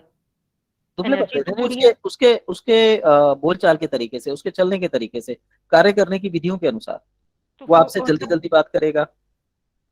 अच्छा, बाल रूखे होंगे, उड़े उड़े से बाल दिखाई देंगे। ठीक है सर। तो मतलब कि वैसे एनर्जी पूरी होगी लेकिन बीपी लो होगा उसका। हाँ जी, ब्लड प्रेशर लो होगा, काम सारे कर रहा है, थकान कुछ नहीं है, पर अचानक से शरीर हाथ पैर ठंडे पड़ सकते हैं, ठंडा पसीना आ सकता है, या ज्यादा काम करने के बाद उसको थकान का अनुभव हो सकता है। हाँ जी। हेलो जिसका सर। बीपी 60 और 100 होगा उसकी बात बड़ी हुई होगी, है ना सर? हाँ जी। सर फिर उनके लिए कैसे पोषक तत्व बोलेंगे तो कैसे उनका पूरी कर सकते हैं? मैम पोषक तत्वों के लिए एक दिन में पोषक तत्व पूरे नहीं होते, ऐसे व्यक्ति की हड्डियां भी कमजोर होती हैं। ऐसे व्यक्ति को दिन में 3 बार खाना खाना चाहिए, खाना डाइजेस्ट होना चाहिए, और उसे परिश्रम करना चाहिए। तो इस पूरे प्रोसेस को करने में उम्र का 10वां हिस्सा लग सकता है। यानी अगर आप 25 साल के हैं तो 2.5 साल लगेंगे, यदि आप 50 साल के हैं तो 5 साल लग जाएंगे रिकवरी में। पर यह निश्चित है, आपको किसी प्रकार की कोई दवाई खाने की जरूरत नहीं पड़ेगी। कितना परसेंटेज? सॉरी। 10वां हिस्सा लगता है। ओके। नॉर्मली बीपी 2 महीने में लगभग लगभग ठीक हो जाता है, पर अगर आप पूरी बॉडी को रिकवर करना चाहते हैं, नसों को वापस उनकी स्टेज में लाना चाहते हैं, शरीर में रक्त पूरा बनाना चाहते हैं, तो एक पूरी बॉडी की प्रोसेसिंग होती है, सर्विसिंग होती है, उसमें समय लगता है। इसमें आपका बीपी, शुगर, थायराइड, मोटापा, जितने भी लाइफस्टाइल डिसऑर्डर्स होते हैं, ये सारे के सारे रिकवर हो जाते हैं। Hello sir. सर सर आपको मोटापा कैसे पता पोषक चल तत्व से, सर सर आपको कैसे मोटापा, पता चल एक मिनट पूनम जी। जी चंचल जी बोलिए। सर आपको कैसे पता चलता है कि वात है, कफ है, पित्त है? आपको इतना एक्सपीरियंस हो गया तो हमारी बातों से आपको क्या पता चलता है कि मेरे अंदर क्या है? मैम आप इस समय कफ और वात में हैं। कफ और वात से। जी, आप इस समय कफ और वात में हैं। कफ और वात में, तो उसके लिए मुझे डायबिटीज भी है, तो मुझे क्या करना चाहिए स्टार्टिंग से मैं आपको फॉलो करूँ तो? मैम डायबिटीज में पीपी और फास्टिंग कितनी है? फास्टिंग तो अभी काफी टाइम हो गया, पर मेरी ना दवाई चेंज करने के बाद भी बढ़ी हुई आती है, 300 के आसपास होगी, 250 300। देखिए अनुमान से काम नहीं चलता, कंफर्म चाहिए, क्योंकि अगर आप कोई काम करना चाहते हैं तो यस उसकी सर। एक्यूरेसी आपके पास होनी जरूरी है। तो आपको फास्टिंग भी पता होनी चाहिए, आपको बीपी भी पता होनी चाहिए। अगर सर फास्ट बीपी तो मेरे को नहीं है, बीपी तो नहीं है अभी, मतलब बीपी की दवाई कोई नहीं खाती, मैं सिर्फ डायबिटीज की खाती हूँ, बीपी नॉर्मल है। हाँ, लेकिन आप ये बताइए, रात को चादर ओढ़ के सोते हैं, हटा के सोते हैं? दोनों में से एक कंडीशन जरूर हो। सर मैं कपड़ा ही नहीं ओढ़ती। कपड़ा नहीं ओढ़ते, इसका मतलब आपका ब्लड प्रेशर बढ़ा हुआ होगा, आपकी गर्दन पे चर्बी भी होगी। हो सकता है सर। ये तो आप बताइए, आप एक बार ऑन कर सकते हैं तो ऑन हाँ कर लीजिए। सर, मेरी गर्दन पे चर्बी तो नहीं है। मैम एक बार अपनी गर्दन दिखाइए। गर्दन नहीं दिखाई दे रही है अभी आपकी। साक्षी।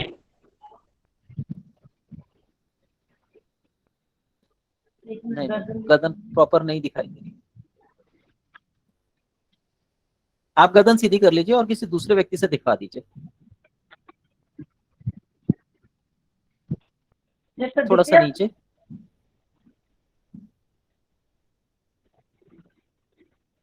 मैम प्रॉपर इसमें दिखाई नहीं दे रहा, गर्दन पे वैसे चर्बी नहीं है, ब्लड प्रेशर का ऐसा कोई इंडिकेशन है नहीं है। Yes sir. सर इन्होंने ना बेंड करा हुआ था, अगर सीधे रखेंगे ना तब पता चलेगा ना। सर एक्चुअली इन्होंने बैंड गर्दन इसलिए झुकाई होगा, हुई थी। मैंने बेल्ट, सर मैंने मेरे हाथ का फ्रैक्चर हुआ है, मेरे बेल्ट लगी हुई है, इसलिए आपको बैंड लग रहा होगा, हाथ में फ्रैक्चर हो रहा है। देखिए इसमें क्या होता है, जो अगर आप गर्दन पे ऐसे हाथ रखेंगे ना तो यहाँ पे मांस भरा हुआ दिखेगा आपको, अगर भरा हुआ मांस है। नहीं सर, नहीं है सर, मेरा वेट भी बहुत लूज हुआ है अभी, आज 5-10 किलो। अच्छा अच्छा, फिर तो आइडिया नहीं लगेगा अभी इसमें। हम्म। आप ये बताइए, आपको यूरिन करने में कोई जलन वगैरह का अनुभव हुआ अभी इस दौरान जब नो, आपको weight loss? No sir, no. कोई जलन अनुभव नहीं किया? दिन में कितनी बार यूरिन पास करते हैं? हाँ 5-6 बार कर लेती हूँ, अच्छा, रात और को भी करती हूँ, रात को रात भी को उठ के करती हूँ, 2-3 बार रात को भी। रात को भी 2-3 बार? तो आपका शुगर सर कितना रहता है? सर 250-300 रहता है, लेकिन ना मैं जब रात को दूध या पानी पी के सोती हूँ ना, तब हम्म, ज्यादा आता है, और जब मैं पानी वगैरह कुछ नहीं पीती तो एक ही बार उठती हूँ। अच्छा। आपका जो पीपी है कहीं ना कहीं वो फास्टिंग से कम हो गया है, आप इसको चेक कर लीजिए। अगर हो गया है तो आपको कार्बोहाइड्रेट्स छोड़ देना चाहिए खाना, उसकी जगह प्रोटीन वाली डाइट ज्यादा लेनी चाहिए। ओके सर, मेरी वीकनेस भी है कैल्शियम की, जब भी मेरी हड्डियां टूटी है तो ब्रेक नीचे गिरने से मेरे को कैल्शियम और विटामिन डी की कमी है। जी जी जी, तो ये किस लिए होता है? ये प्रॉपर टाइम पे खाना ना खाने की वजह से होता है। और अगर आपने अभी महीने 2 महीने में ये वेट लॉस किया है तो इसका मतलब आपका शुगर जो है वो कॉम्प्लिकेटेड स्थिति में जाना शुरू हो रहा है, या ये कह लीजिए सर कि आ चुका है। सर पिछले नवंबर से मेरा वेट रिड्यूस ही हो रहा है, कम ही होता जा रहा है। पिछले नवंबर को मुझे ना व्हाइट ब्लड सेल्स कम हो गई थी और रेड ब्लड सेल्स ज्यादा हो गई थी। आपके व्हाइट ब्लड सेल्स कितने हैं? सर अभी तो मुझे मालूम नहीं, पर रेड ब्लड सेल्स ना 400 के आसपास हो गई थी, और व्हाइट जो प्रॉपर होनी चाहिए ना वो नहीं थी। अच्छा। फिर तो उसके बाद 2-3 बार टेस्ट करवाए, फिर नॉर्मल आई। आप किसी मानसिक तनाव से गुजर रहे थे क्या उस दौरान? सर ये तो नहीं कह सकती, हो सकता है बच्चों का प्रेशर हो, बच्चे मतलब ग्रोथ एज में है ना, कुछ काम वाम नहीं कर रहे जैसे पढ़ाई वगैरह, मैम ये तो तो सब इसलिए। कॉमन बात है। हाँ वही, और तो कुछ प्रॉब्लम नहीं है सर घर में। अच्छा, ठीक है। फिर उसमें क्या है कि लेकिन जो आप लक्षण बता रहे हैं वो शुगर के लक्षण हैं, इसके लिए फास्टिंग और पीपी का होना बहुत जरूरी है, बिना उसके कुछ भी नहीं बताया जा सकता। और एक चीज और, आपकी जो ट्रांसवर्सल हीट है, जो इनर हीट है, वो बढ़ी हुई है। हाँ ये सर मैंने आपसे कल पूछा था, मैंने कहा था आपको मैं चाय बहुत ज्यादा पीती हूँ, तो आपने बताया था कि। आप में कोई ना कोई मानसिक तनाव भी होगा। अच्छा, ओके एक एक सवाल और जवाब दीजिए, आपकी गर्दन में, कमर में या घुटने में दर्द है? सर अब नहीं है, कभी कभी मेरी बैक में पेन होता है, जो वो कहते हैं ना रीढ़ की हड्डी में, तो उसमें बैक में पेन होते हैं। रीढ़ की हड्डी में पेन होता है? हम्म। ठीक है, वो तनाव को ही दर्शा रहा है, मानसिक तनाव ही है, घरेलू तनाव है, कोई ज्यादा वो नहीं है। आप ये चेक करा लीजिएगा फिर बताइएगा। सर क्या चेक कराना है? फास्टिंग और sugar? PP. Okay sir, thank you sir. बस एक चीज का ध्यान रखिएगा, जिस दिन आपने चेक कराना हो उससे एक रात पहले हल्का खाना खाइएगा। जी सर। सर अभी कुछ प्रिकॉशन लेनी है? अभी कुछ नहीं, क्योंकि जब तक हमें पता ही नहीं उसमें डिफरेंस क्या है तब तक मैं कुछ नहीं बता सकता। अभी आज हम बीपी पे काम बात कर रहे हैं, कल हम जी जो सर। है थायराइड या उस पर भी बात करेंगे। सर विटामिन डी बढ़ाने का कोई तरीका है तो बताइए सर। विटामिन डी बढ़ाने का एक तरीका, जैसा मैंने बताया, नंबर एक, आपकी जो भी उम्र है उसका 10वां हिस्सा लगेगा आपको विटामिन बढ़ाने में, हड्डियां सर बढ़ाने में। 45। 45, 4.5 साल, 5 साल मान के चलिए आपको लग जाएंगे बनाने में। नंबर एक जी। कंडीशन। नंबर जी दो, सर। आपको दिन में 3 बार खाना खाना है। नंबर एक, सुबह 7 बजे, नहाने के 1 घंटे बाद, यानी 8 बजे तक आपका ब्रेकफास्ट हो जाना चाहिए। नंबर दो, दोपहर को 1 बजे। नंबर जी तीन, सर। शाम को 6, 6:30, 7 बजे तक आपको अपना डिनर ले लेना है। ये 3 टाइम आपको प्रॉपर खाना खाना है। खाने के साथ आपको सलाद, अचार, दही, ये चीजें नहीं खानी। अगर कुछ खाने का मन करे तो हरी मिर्च चटनी या आप पापड़ ले सकते हैं। जी लेकिन सर। ये 2 बार जो डायरेटिक फूड्स होते हैं वो लेने हैं। इसमें आप सेब को भी इंक्लूड कर सकते हैं। एक टाइम आपने ये लेना है, और एक टाइम आप चाहें तो दाल, जो उबली दाल या कच्ची दाल या चाय दूध जो भी आप लेना चाहें वो ले सकते हैं, जूस हो गया ये ले सकते हैं, और दही हो गया दही ले सकते हैं, सैलेड हो गया सैलेड ले सकते हैं। तो एक टाइम आप वो लेंगे, ये आपकी नॉर्मल डाइट रखिए। इसके जी। अलावा डंबल्स ले लीजिए और हल्की एक्सरसाइज, मतलब आधा आधा किलो के डंबल लेके उनकी स्ट्रेंथ को धीरे धीरे बढ़ाते जाइए। यानी पहले आप 50 डंबल्स कीजिए, देन उसको बढ़ाते हुए 70 कीजिए, उसको बढ़ाते हुए 90 कीजिए, ऐसे बढ़ाते जाइए। तब आपको 5 साल लगेंगे हड्डियों को स्ट्रेंथ देने। सर अभी तो मैं कर नहीं सकती, मेरे हाथ में प्लास्टर है, फ्रैक्चर है, उसके बाद।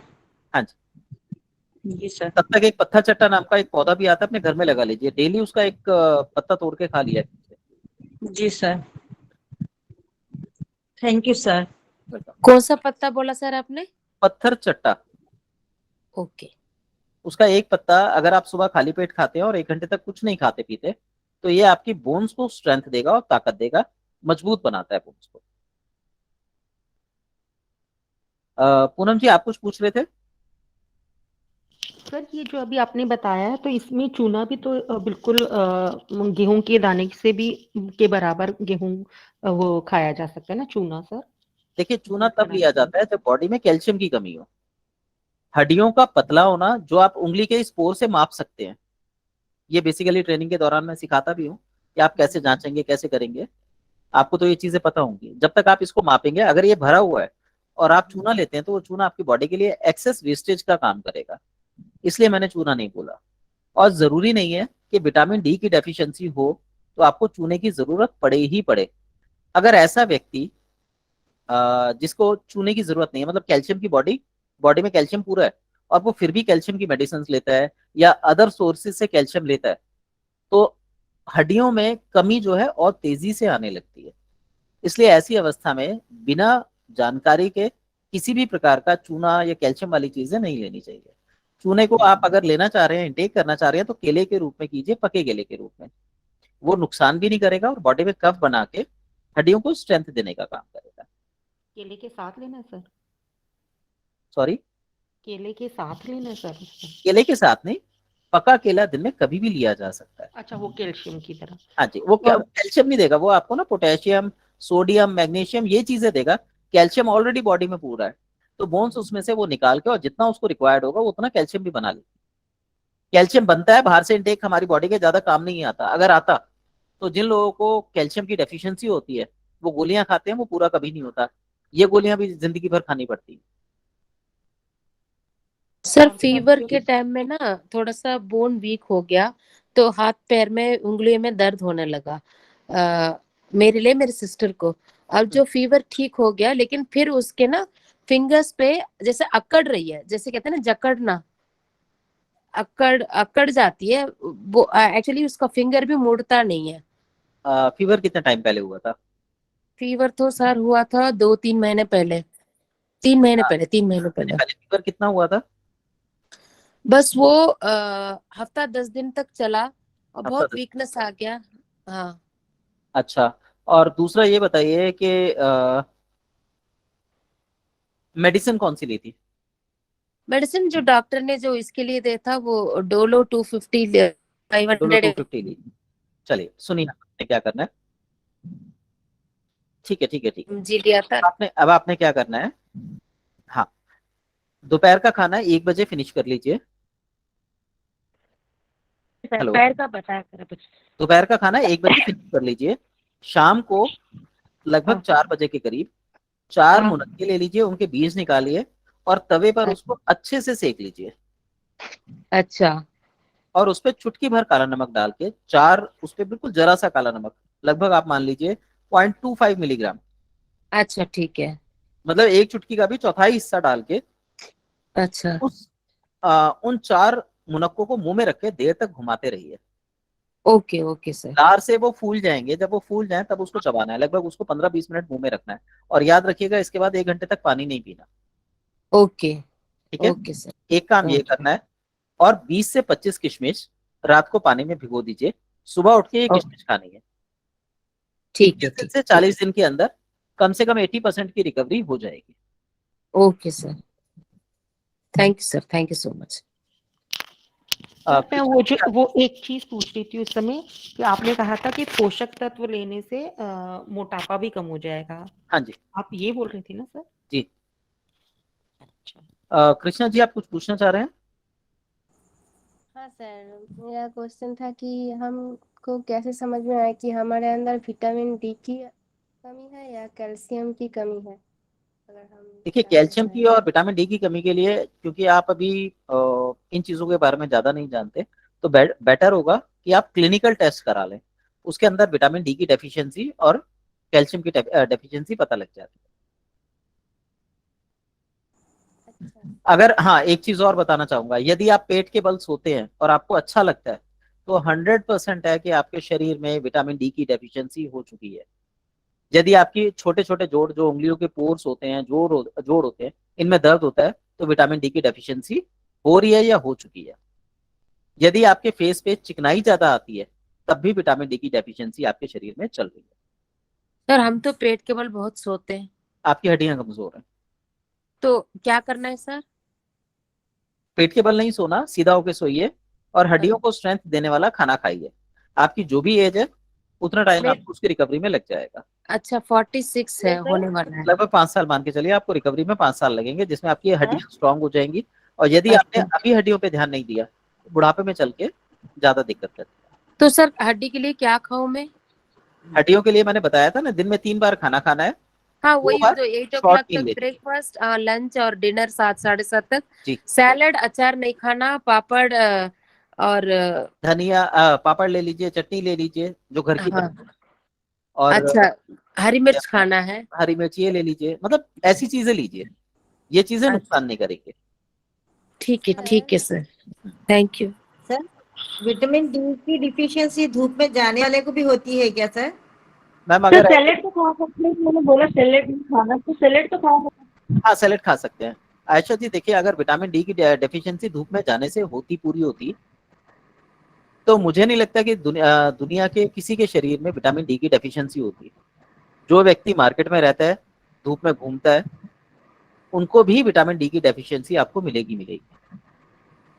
विटामिन डी धूप में जो है, जैसे पौधों के अंदर फोटोसिंथेसिस की प्रक्रिया होती है, ऐसे ही हमारे शरीर में विटामिन डी को लेके सिंथेसिस की प्रक्रिया होती है। तो धूप में जाने से वो सिंथेसिस की प्रक्रिया पूरी होती है, परंतु उससे विटामिन डी हमारी बॉडी में पूरा मिल जाए, इसके बारे में कंफर्मेशन नहीं दी जा सकती। Okay sir. अरविंद जी, आप कुछ सर कहना चाह रहे हैं, बोलिए। जी सर। एक्चुअली सर, जी। हेलो। हाँ हाँ।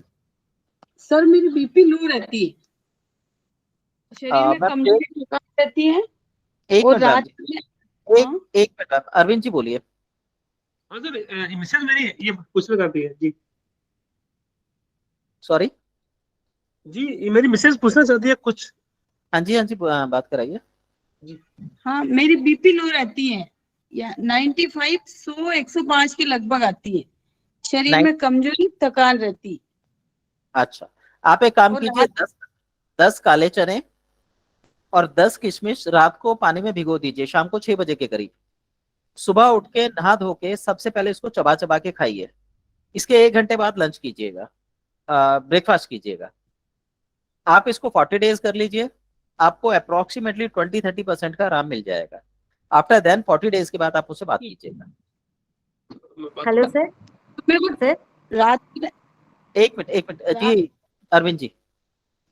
हाँ रात के टाइम पे प्यास ज्यादा लगती है, फिर वो पानी पीती हूँ, वापस रात भर टॉयलेट जाना, पानी पीती हूँ तो ऊपर से ऐसे लगता है जैसे सारा पानी खत्म हो गया, और वापस पानी पीना, गिलास 2 गिलास वापस पानी पिए कंटिन्यू, फिर रात भर चलती रहती है। आपके शरीर में इंटरनली गर्मी है, उस गर्मी को कम करने के लिए कैस्टर ऑयल का सेवन लगभग 21 दिन तक कर लीजिए। रात को सोते समय मीठे दूध में 1/4 चम्मच अरंडी का तेल डाल के आपको पीना है। इससे आपको पतले दस्त हो सकते हैं, अगर लग जाए तो अरंडी का तेल बंद कर दीजिएगा, अगर नहीं लगता तो 21 दिन कंटिन्यू कर लीजिए। 21 दिनों में आपको काफी बेटर और अच्छे रिजल्ट मिल जाएंगे। Hello sir. जी जी जी। सर मुझे, मैं भी पेट के बल पर ही सोती हूँ सर, बट मुझे कभी भी दर्द कुछ भी नहीं है सर। मैम, पेट के बल वो व्यक्ति सोता है जिसमें भय हो। और हड्डियां जिनकी कमजोर होंगी वही व्यक्ति पेट के बल सोएगा। उसको सर ऐसे सर मुझको कभी भी भय कभी नहीं होता सर। मैम अच्छी बात है नहीं होता तो, लेकिन जो थ्योरी है वो यही कहती है। तो मैं कुछ भी नहीं डरती नहीं हूँ सर। मुझे अभी भी कभी भी मुझे बोन्स में कभी भी पेन नहीं हुआ सर। चलिए अच्छी बात है, लेकिन 99% लोगों को आप देखोगे तो जो पेट के बल सोते हैं उनकी हड्डियां कमजोर मिलेंगी, शरीर में थकान रहती है और मन में काम करने का उत्साह कम होता है। मैं देखी थी सर, वो देखी थी, बट मुझको नहीं ये हुआ था बोल को सोची थी उतना ही। चलिए अच्छी बात है। डॉक्टर यशु राय तायल। हाँ जी सर, मेरा जैसे मैंने कल भी आपसे बात की थी, थायराइड की प्रॉब्लम तो मुझे है ही 20 साल से है। जब मेरा छोटा बेटा हुआ था तो उस समय प्रेगनेंसी में हो गई थी, वो तो चल ही रही है और 100 mg की मेरी टैबलेट भी चल रही है।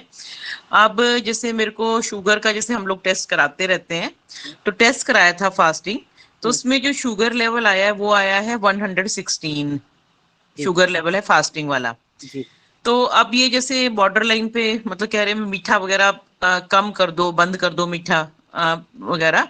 और एक मेरी आंखों के ऊपर दो जैसे वो कोलेस्ट्रॉल जमा हो जाता है और उसको ज़ैंथा पता नहीं क्या ज़ैंथा कुछ करके बोला था डॉक्टर ने कि ये कोलेस्ट्रॉल बढ़ने की निशानी है। कैल्सिफिकेशन, हाँ जी कैल्सिफिकेशन हो गया ये। हाँ जी हाँ जी, तो सर इसका क्या क्या रेमेडी हो सकती है? मैम सबसे पहली चीज तो अगर आपका 116 फास्टिंग हो गया है, हाँ जी हाँ तो जी, इसमें घबराने की जरूरत नहीं है। ये एक तरह से बॉर्डर लाइन ही होती है, कोई दिक्कत नहीं है। यहाँ बनस्पत आप मीठा खाना बंद करें, उससे अच्छा है कि आप फाइबर लेना शुरू कर दें और दूसरा थोड़ा सा सिट्रस फ्रूट ले लें, वो कैल्सिफिकेशन भी गला देगा और आपका जो ब्लड प्रेशर है उसको नॉर्मल कर देगा। तो आपको मीठा बंद करने के स्थान पर खट्टा और फाइबरस फूड लेना चाहिए। ये आंखों के जो ऊपर बना हुआ है स्पॉट से बने हुए हैं, तो इनका कुछ ये गायब हो सकते हैं या ये तो नहीं गायब होंगे? सकते हैं, हो सकते हैं। इसमें अपान वायु मुद्रा जानते हैं आप? पान नहीं, मेरे को नहीं पता जी। अच्छा एक मिनट, देखिए ये वाली जो आपकी फर्स्ट फिंगर होती है ये अंगूठे की जड़ में लगा लीजिए हाँ जी हाँ जी हाँ जी, और जो सेकंड दो फिंगर हैं वो ऐसे टच कर लीजिए और ये वाली फिंगर जो है लास्ट इसको स्ट्रेट कर लीजिए। हाँ जी, इस मुद्रा का मैक्सिमम प्रयोग कीजिए। जब आपको याद आ जाए, जब आप बैठे हैं, फिंगर स्ट्रेट करके बस इस तरीके से बैठिए। इससे आपको गैस रिलीज होगी और कैल्सिफिकेशन रिड्यूस करने में इसकी मदद मिलेगी। ये टाइम लेती हैं चीजें, थोड़ा सा हाथों हाथ काम नहीं करेंगी, पर ये करेंगी आप, बेनिफिट देगा। नंबर तो दो, सर सुबह हाँ जब जी, सो के उठते हैं तो उठते ही आपने फ्रेश होने के बाद 1 लीटर पानी में 1/4 नींबू डाल के निचोड़ कर पीकर आधे पौने घंटे 1 घंटे तक कुछ खाना पीना नहीं है। आप इस काम को करेंगे, इससे जो है कैल्सिफिकेशन धीरे धीरे कम होता जाएगा। और कैस्टर ऑयल किडनीज पर पीछे की तरफ पीठ पर लगाना है रात को सोते समय। ठीक है जी, ठीक है, इससे यूरिन थोड़ा एक्सेस आएगा, धीरे धीरे बॉडी जो एक्सेस कैल्शियम है आपकी बॉडी में से निकाल देंगे। ठीक है जी, ठीक है, थैंक यू थैंक यू।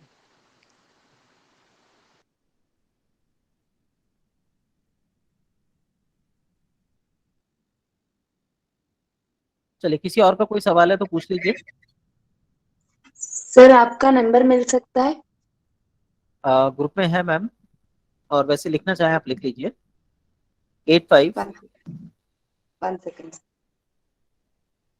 85 277 277 688 688 09 09 जी 85 277 688 09।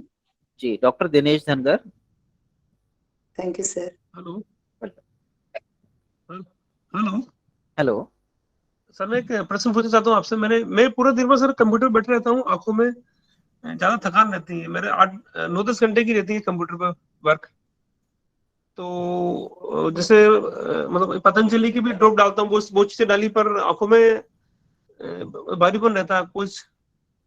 देखिए एक्चुअली आपका वर्कलोड ऐसा है या वर्किंग पैटर्न ऐसे हैं कि ये दिक्कत तो आएगी। आप आंखों की जो एक्सरसाइजेज होती हैं, कॉमन एक्सरसाइज, आंखों को गोल घुमाना, आंखों को दाएं बाएं अच्छा करना, ये एक्सरसाइजेज को कंटिन्यू करिए। अच्छा अच्छा प्लस काम के दौरान भी 4-5 बार इन एक्सरसाइज को दोहराइए। अच्छा। और आप एक काम कीजिए, जो जी गुलाबी रंग की फिटकरी आती है, क्या चीज सर? गुलाबी रंग की फिटकरी आती है एलम, जी जी जी, हाँ जी हाँ जी उसको ले लीजिए और उसको तवे पर, लोहे के तवे पर गर्म कर लीजिए। तो जी। गर्म करेंगे तो वो बुलबुले की तरह उठेगा, उसका अंदर का जो पानी है, और वो एक पाउडर के रूप में तवे पे चिपक जाएगा, ब्राउन सा पड़ जाएगा वो। अच्छा जी।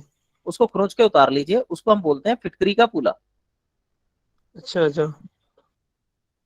लगभग 10 ग्राम की मात्रा पानी की, मतलब 10 ml पानी लेके उसमें एक चुटकी जी। फिटकरी का पूला मिला लीजिए और उसे अपनी आंखों पे छींटे के रूप में मारिए। अच्छा अच्छा। ये आपको फायदा करेगा। जी जी। ठीक है, और पतंजलि की जो दवाई आप यूज कर रहे हैं उसे दिन में कम से कम 3 बार यूज कीजिए। अच्छा, मतलब वो सबसे वो ठीक है सर पतंजलि, बाकी दूसरी लाता बहुत हूँ तो वो सक्सेस बहुत नहीं अच्छी, होती है। बहुत अच्छी दवाई है वो। जी, थैंक यू सर, शुक्रिया सर। सर और इसके लिए एक चीज और बताना चाहूंगा आपको, अगर मिल जाए तो जी आप कहीं से शुद्ध शहद का अरेंजमेंट कर सकते हैं, खासकर सारंग मक्खी का, तो वो ले लीजिए और चांदी की सलाई से आंखों में लगाइए। वो थोड़ा तीखा होता है, आंखों से आंसू निकालेगा, वो भी आंखों की रोशनी के लिए बहुत अच्छा है। अच्छा सर। जी। ओके सर, शुक्रिया सर, धन्यवाद। जी। सर मेरा एक क्वेश्चन था। जी कृष्णा जी, प्रेम नारायण जी, आप कुछ पूछना चाह रहे हैं?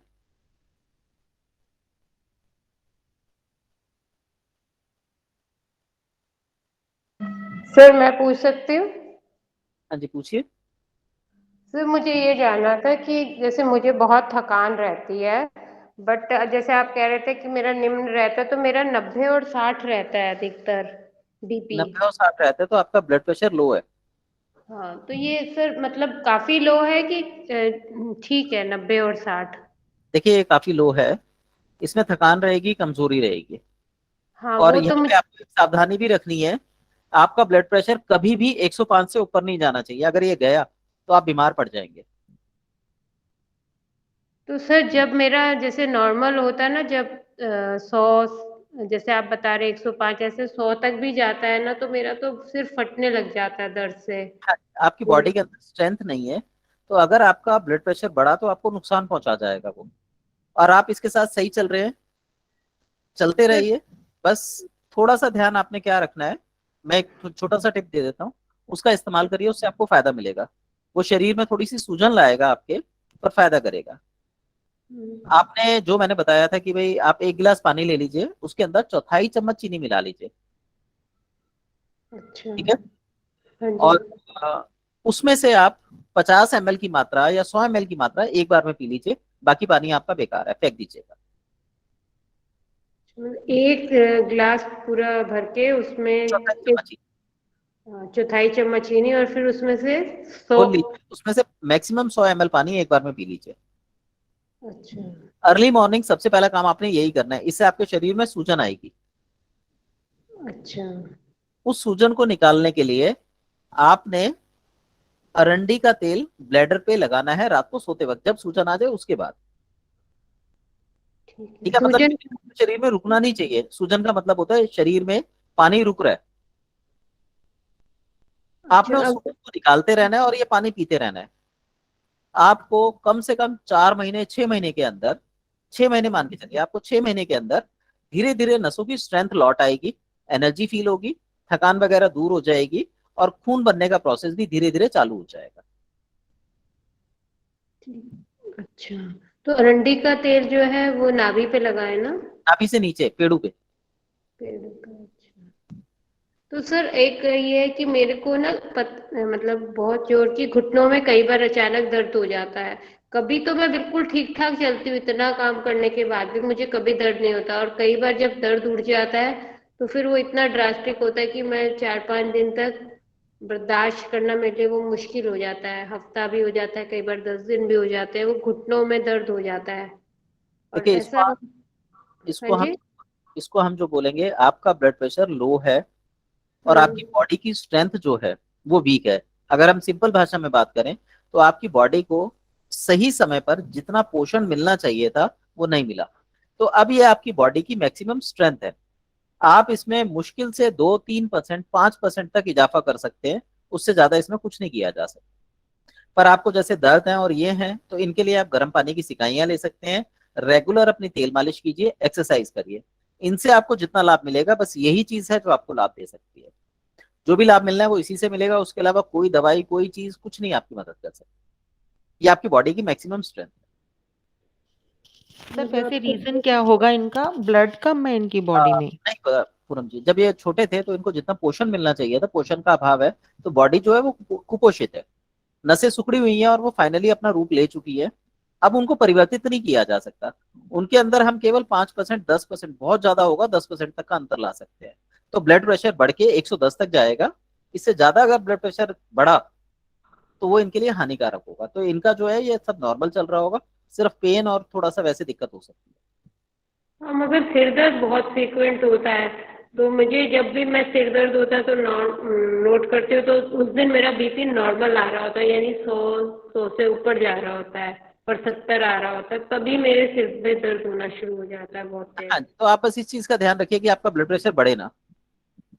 तो ब्लड प्रेशर क्यों बढ़ता होगा, मतलब मुझे क्या ब्लड चीज प्रेशर होती बढ़ने के मैंने कारण बताया था ना, भय, चिंता, क्रोध, भारी चीजें खाना, पेट सही से साफ ना हो रहा, यूरिन खुल के ना आना, गुस्सा आना, ज्यादा मेहनत कर लेना, इन सब कारणों से ब्लड प्रेशर बढ़ जाता है।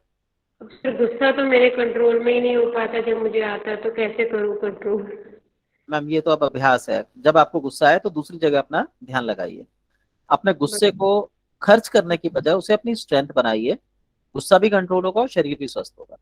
तो दूसरी तरफ कैसे, मतलब आप मान लीजिए मुझे किसी चीज पे गुस्सा आ गया, तो घर में वो झाड़ू पोछा करना चालू कर दीजिए, जितनी बार गुस्सा है झाड़ू पोछा कीजिए, धीरे धीरे गुस्सा अपने कंट्रोल हो जाएगा, घर भी साफ सुथरा रहेगा, सारे खुश भी रहेंगे और गुस्सा भी आपका सही दिशा में लग गया। अच्छा, मतलब गुस्सा आए तो ऐसे कुछ परपेचुअल काम करना। हैवी मत कीजिए। तो सर ये जो अब मेरा ये मतलब कभी अब ठीक नहीं मैं मतलब हो पाऊंगी ना? मैम ये बीमारी नहीं है, ये आपकी बॉडी की मैक्सिमम स्ट्रेंथ है, आप इससे ज्यादा काम नहीं कर सकते। अब जैसे चीनी भी खा लेती हूँ ना, जैसे कई बार सर चीनी, जैसे कुछ दही में चीनी डाल के खा ले या मीठा कुछ खा ले, वैसे हर बार नहीं होगा, पर कभी कभी ऐसा होता है जैसे मैंने चीनी खा ली और उसके बाद मैं घर से बाहर किसी काम के लिए गई, तो बस उस दिन तो आते ही मेरा सिर दर्द शुरू हो जाएगा, वोमिटिंग शुरू हो जाएंगी। वो एक चीनी कंडीशन बन जाती है, क्योंकि दही जो है वो स्वीटनेस होता है, हमेशा चीनी के साथ खाया जाता है, तो उसमें कोई दिक्कत नहीं है। लेकिन जैसा मैंने बताया, इन चीजों से सूजन बढ़ती है। चीनी जो मैं आपको पानी दे रहा हूँ उससे भी आपकी सूजन बढ़ेगी, वो भी आपके हल्का सा ब्लड प्रेशर को बढ़ाएगा, इजाफा करेगा। आपने जो तो दर्द जब है ना, उसमें आराम मिलेगा, लेकिन अगर आप उसको यूरिन के थ्रू बाहर निकालते रहेंगे तो आपकी बॉडी की कैपेसिटी थोड़ी बढ़ जाएगी, ठीक है, तो जब अपने जैसे कैपेसिटी बढ़ती है तो दर्द बढ़ जाएगा। जब सिर में भी जिस दिन दर्द हो रहा हो तो उस दिन भी अरंडी का तेल लगा लिया करूं? नहीं, अरंडी का तेल लगाते ही रिजल्ट नहीं देगा। उस दिन आपने क्या करना है, आधा कप दूध लीजिए, उसमें 8-10 चम्मच अरंडी का तेल सॉरी 8-10 बूंद अरंडी का तेल डालिए, मिश्री मिलाइए दूध में और वो पी जाइए। उसके 2.5 घंटे 3 घंटे बाद आपको यूरिन खुल के आएगा तो आपको फर्क पड़ेगा।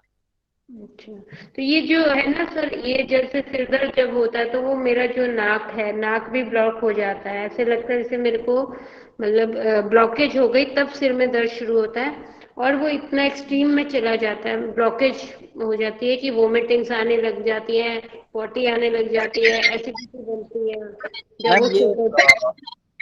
हमारी इंटरनल होती है जो भय के कारण क्रिएट होती है।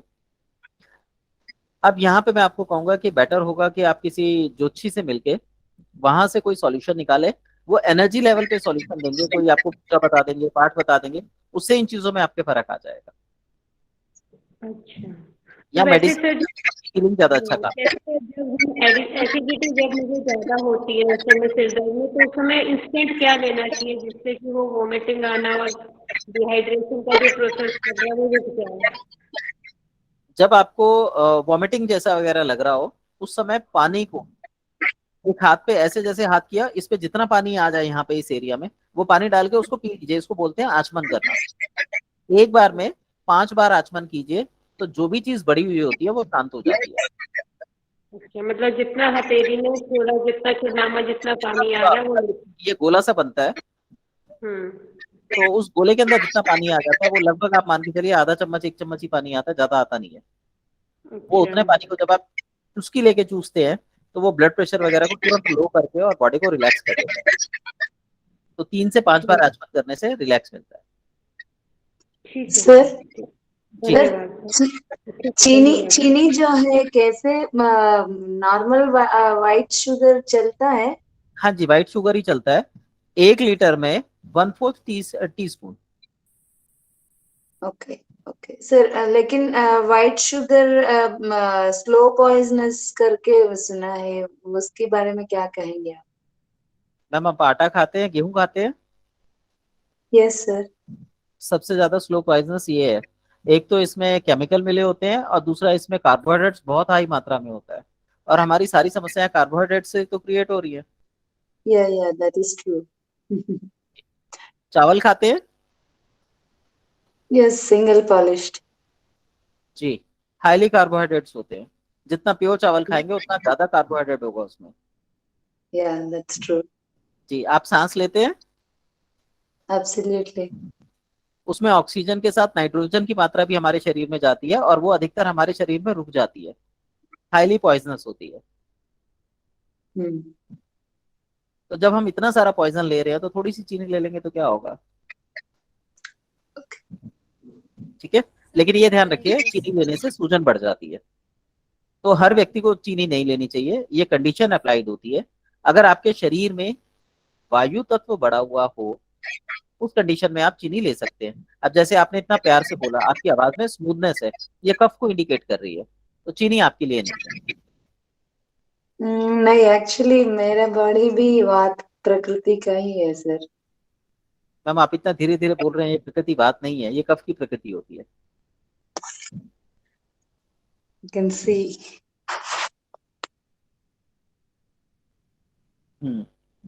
I'm 46 kgs, 5.3 and a half height. Internally बात है आप में फिर। तो आप क्या करें, पानी लेने के स्थान पर दूध के अंदर 5 बूंद बादाम रोगन डालकर डेली रात को सोते समय मीठे दूध में पी के सोए। इसको करिए कम से कम 3 महीना। 3 महीने बाद मुझसे बात कीजिए। ओके। ठीक है, आपकी जो कफ की है वो कफ की ही रहेगी। इंटरनली बात हो सकता है जो इम्बैलेंस हो गया है। तो तेल पीने से आपकी आंतें साफ हो जाएंगी, चिकनी हो जाएंगी, फायदा मिलेगा। Almond oil, right? Almond oil. Almond oil with lukewarm milk. Lukewarm milk with मिश्री। Mishri. Okay. Okay. और धागे वाली मिश्री चाहिए। खड़ा वाला। हाँ, खड़े वाला। खड़े वाला। Okay sir. वो ना मिले तो पूंजा ले सकते हैं। सॉरी। पूंजा आता है ना, जो खिलौने आते हैं दिवाली पे, हम्म। तभी इस्तेमाल कर सकते हैं। Okay, sure sir. Thank you. मैं कुछ पूछना चाहती हूँ चलिए, सर। अब लगभग किसी का कोई सवाल नहीं है। हम लोग अब सर मेरा है सर। प्रेमलता जी, प्रेम नारायण जी, आप कुछ पूछना चाह रहे हैं? माइक खोल लीजिए अपना। आपका माइक बंद है।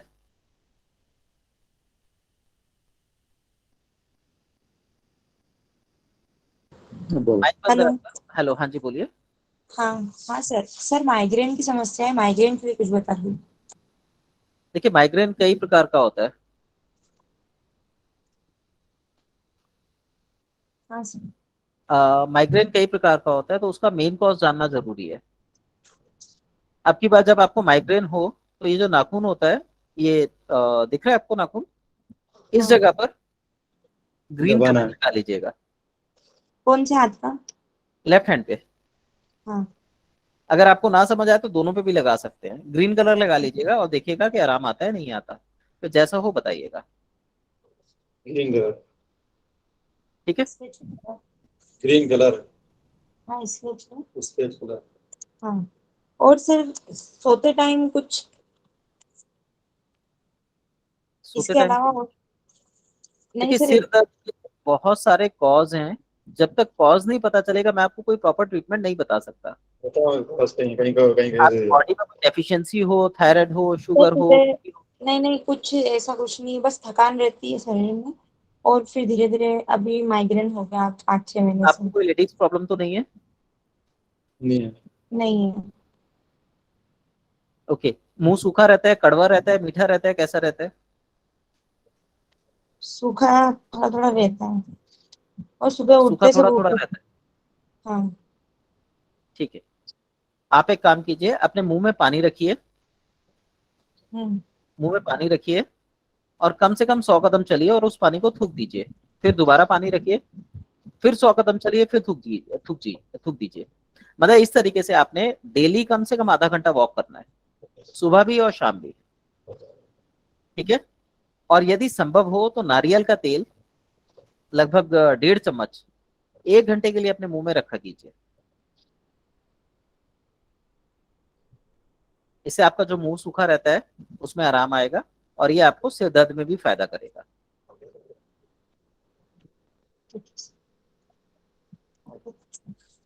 अ, ठीक है, अभी फिर जो से बादाम रोगन और बादाम तेल के बारे में पूछा था जगदीश जी शायद, बादाम रोगन और बादाम का तेल लगभग एक ही बात है, आप उसका इस्तेमाल कर सकते हैं।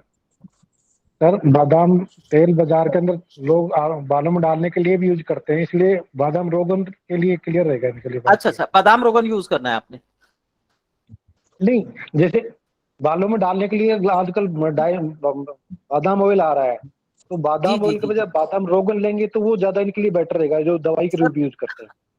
बादाम बादाम का जो तेल है वो बजाज आलमंड ऑयल और ये सब ये तेल नहीं होते। जो एक्चुअली बादाम का तेल है उसी को बादाम रोगन बोला जाता है। नहीं, जहाँ तक को थोड़ा डाउट रहता है, अभी जैसे आप अच्छा। प्रैक्टिस करते हो, जो हम प्रैक्टिस करते हो तो हमारे को नॉलेज ज्यादा होता है इन चीजों का। अब जहाँ जी तक जी, बाजार में अगर उसने आलमंड ऑयल ले लिया उसने, तो वो उसको यूज करेगा तो उसको फायदा नुकसान नहीं करेगा। करेगा, हाँ जी बात हाँ ये। जी हाँ जी। तो ये उसको बात आपने अगर सही अपन बोली। बादाम रोग, हाँ, क्योंकि जो डेली प्रैक्टिस करता है उनको तो नॉलेज रहता है। अब ये तो क्या है कि नए आदमी है तो पता नहीं क्या हाँ उठा खा जाएंगे उसमें से। जी जी, आप लोग बादाम रोगन यूज कीजिएगा, तेल मत लीजिएगा। हाँ, सर सर इनको जो मेरा क्वेश्चन परेशानी है था इनको ड्राइनेस है बॉडी में, इस वजह से हो रही है दिक्कत, जो अभी जिन्होंने पूछा है सिर में पूनम दर्द, जी, माइग्रेन। इनका जी। फेस दिखाई दे रहा है, किसी तरह की कोई परेशानी नजर नहीं आ रही। पेन होने का कारण पेट में गैस बनना भी हो सकता है, यूरिन की दिक्कत भी हो सकती है, स्टूल की दिक्कत भी हो सकती है। यानी आपका जो बॉडी का जो जल तत्व है या जो पृथ्वी तत्व है, दोनों में से कोई एक के कारण इम्बैलेंस हो सकता है। यहाँ पे आकाश तत्व भी इंक्लूड हो सकता है, मान लीजिए उनको तनाव हो, कुछ हो, चेहरे पे कोई शिकन नहीं है, इसका मतलब हम उसको भी डायग्नोज नहीं कर पाएंगे। तो यहाँ पे केवल एक लक्षण मिला है हमें कि मुंह सूख रहा है, तो तेल के कुल्ले करने से या तेल मुंह में रखने से चिकनाई आ जाएगी, जो उदान वायु है वो सही हो जाएगी।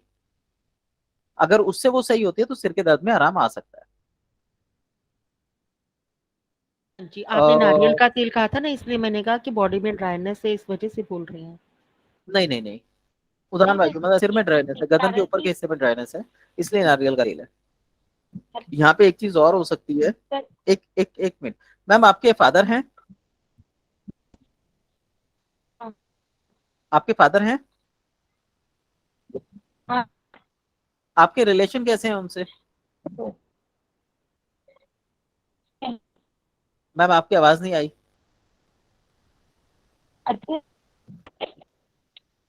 प्रेम नारायण जी, अच्छे। आवाज नहीं आ रही आपकी।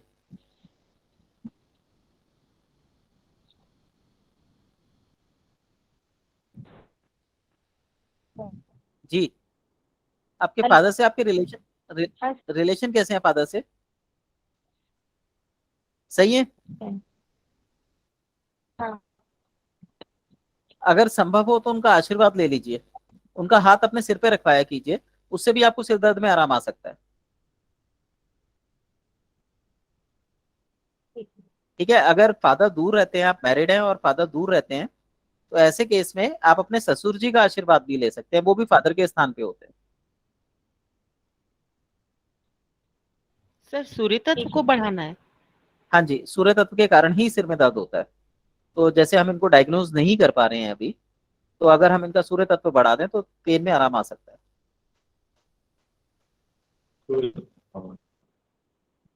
सर एक चीज और पूछनी थी मुझे कि जो मैं अब रात जैसे शाम हो जाती है, इस समय सोने का टाइम होता है, तो मुझे बहुत ज्यादा प्यास लगती है सोने से पहले, दिन भर में नहीं इतनी लगती।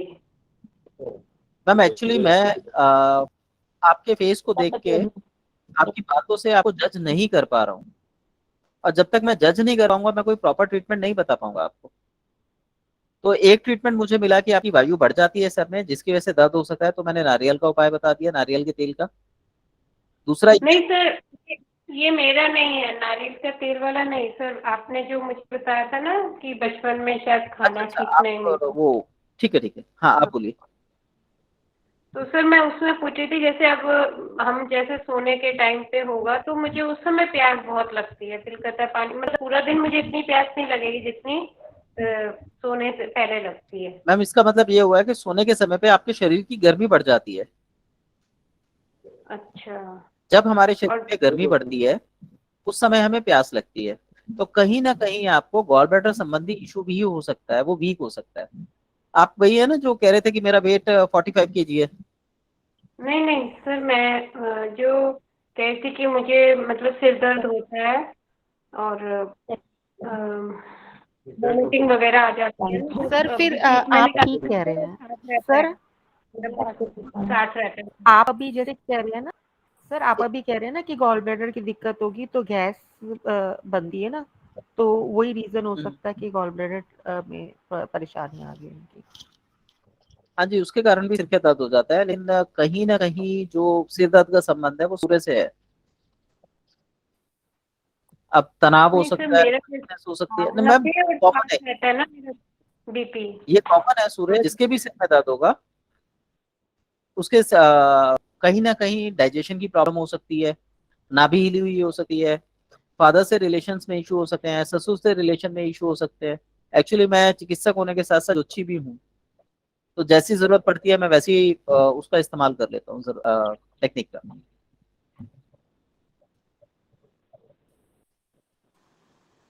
सर पेट बढ़ा हुए का उस कोई इलाज, जैसे पेट बढ़ जाता है? इसके लिए hot and cold fermentation belt आती है नेचुरोपैथी में, आप उसका इस्तेमाल कर सकते हैं।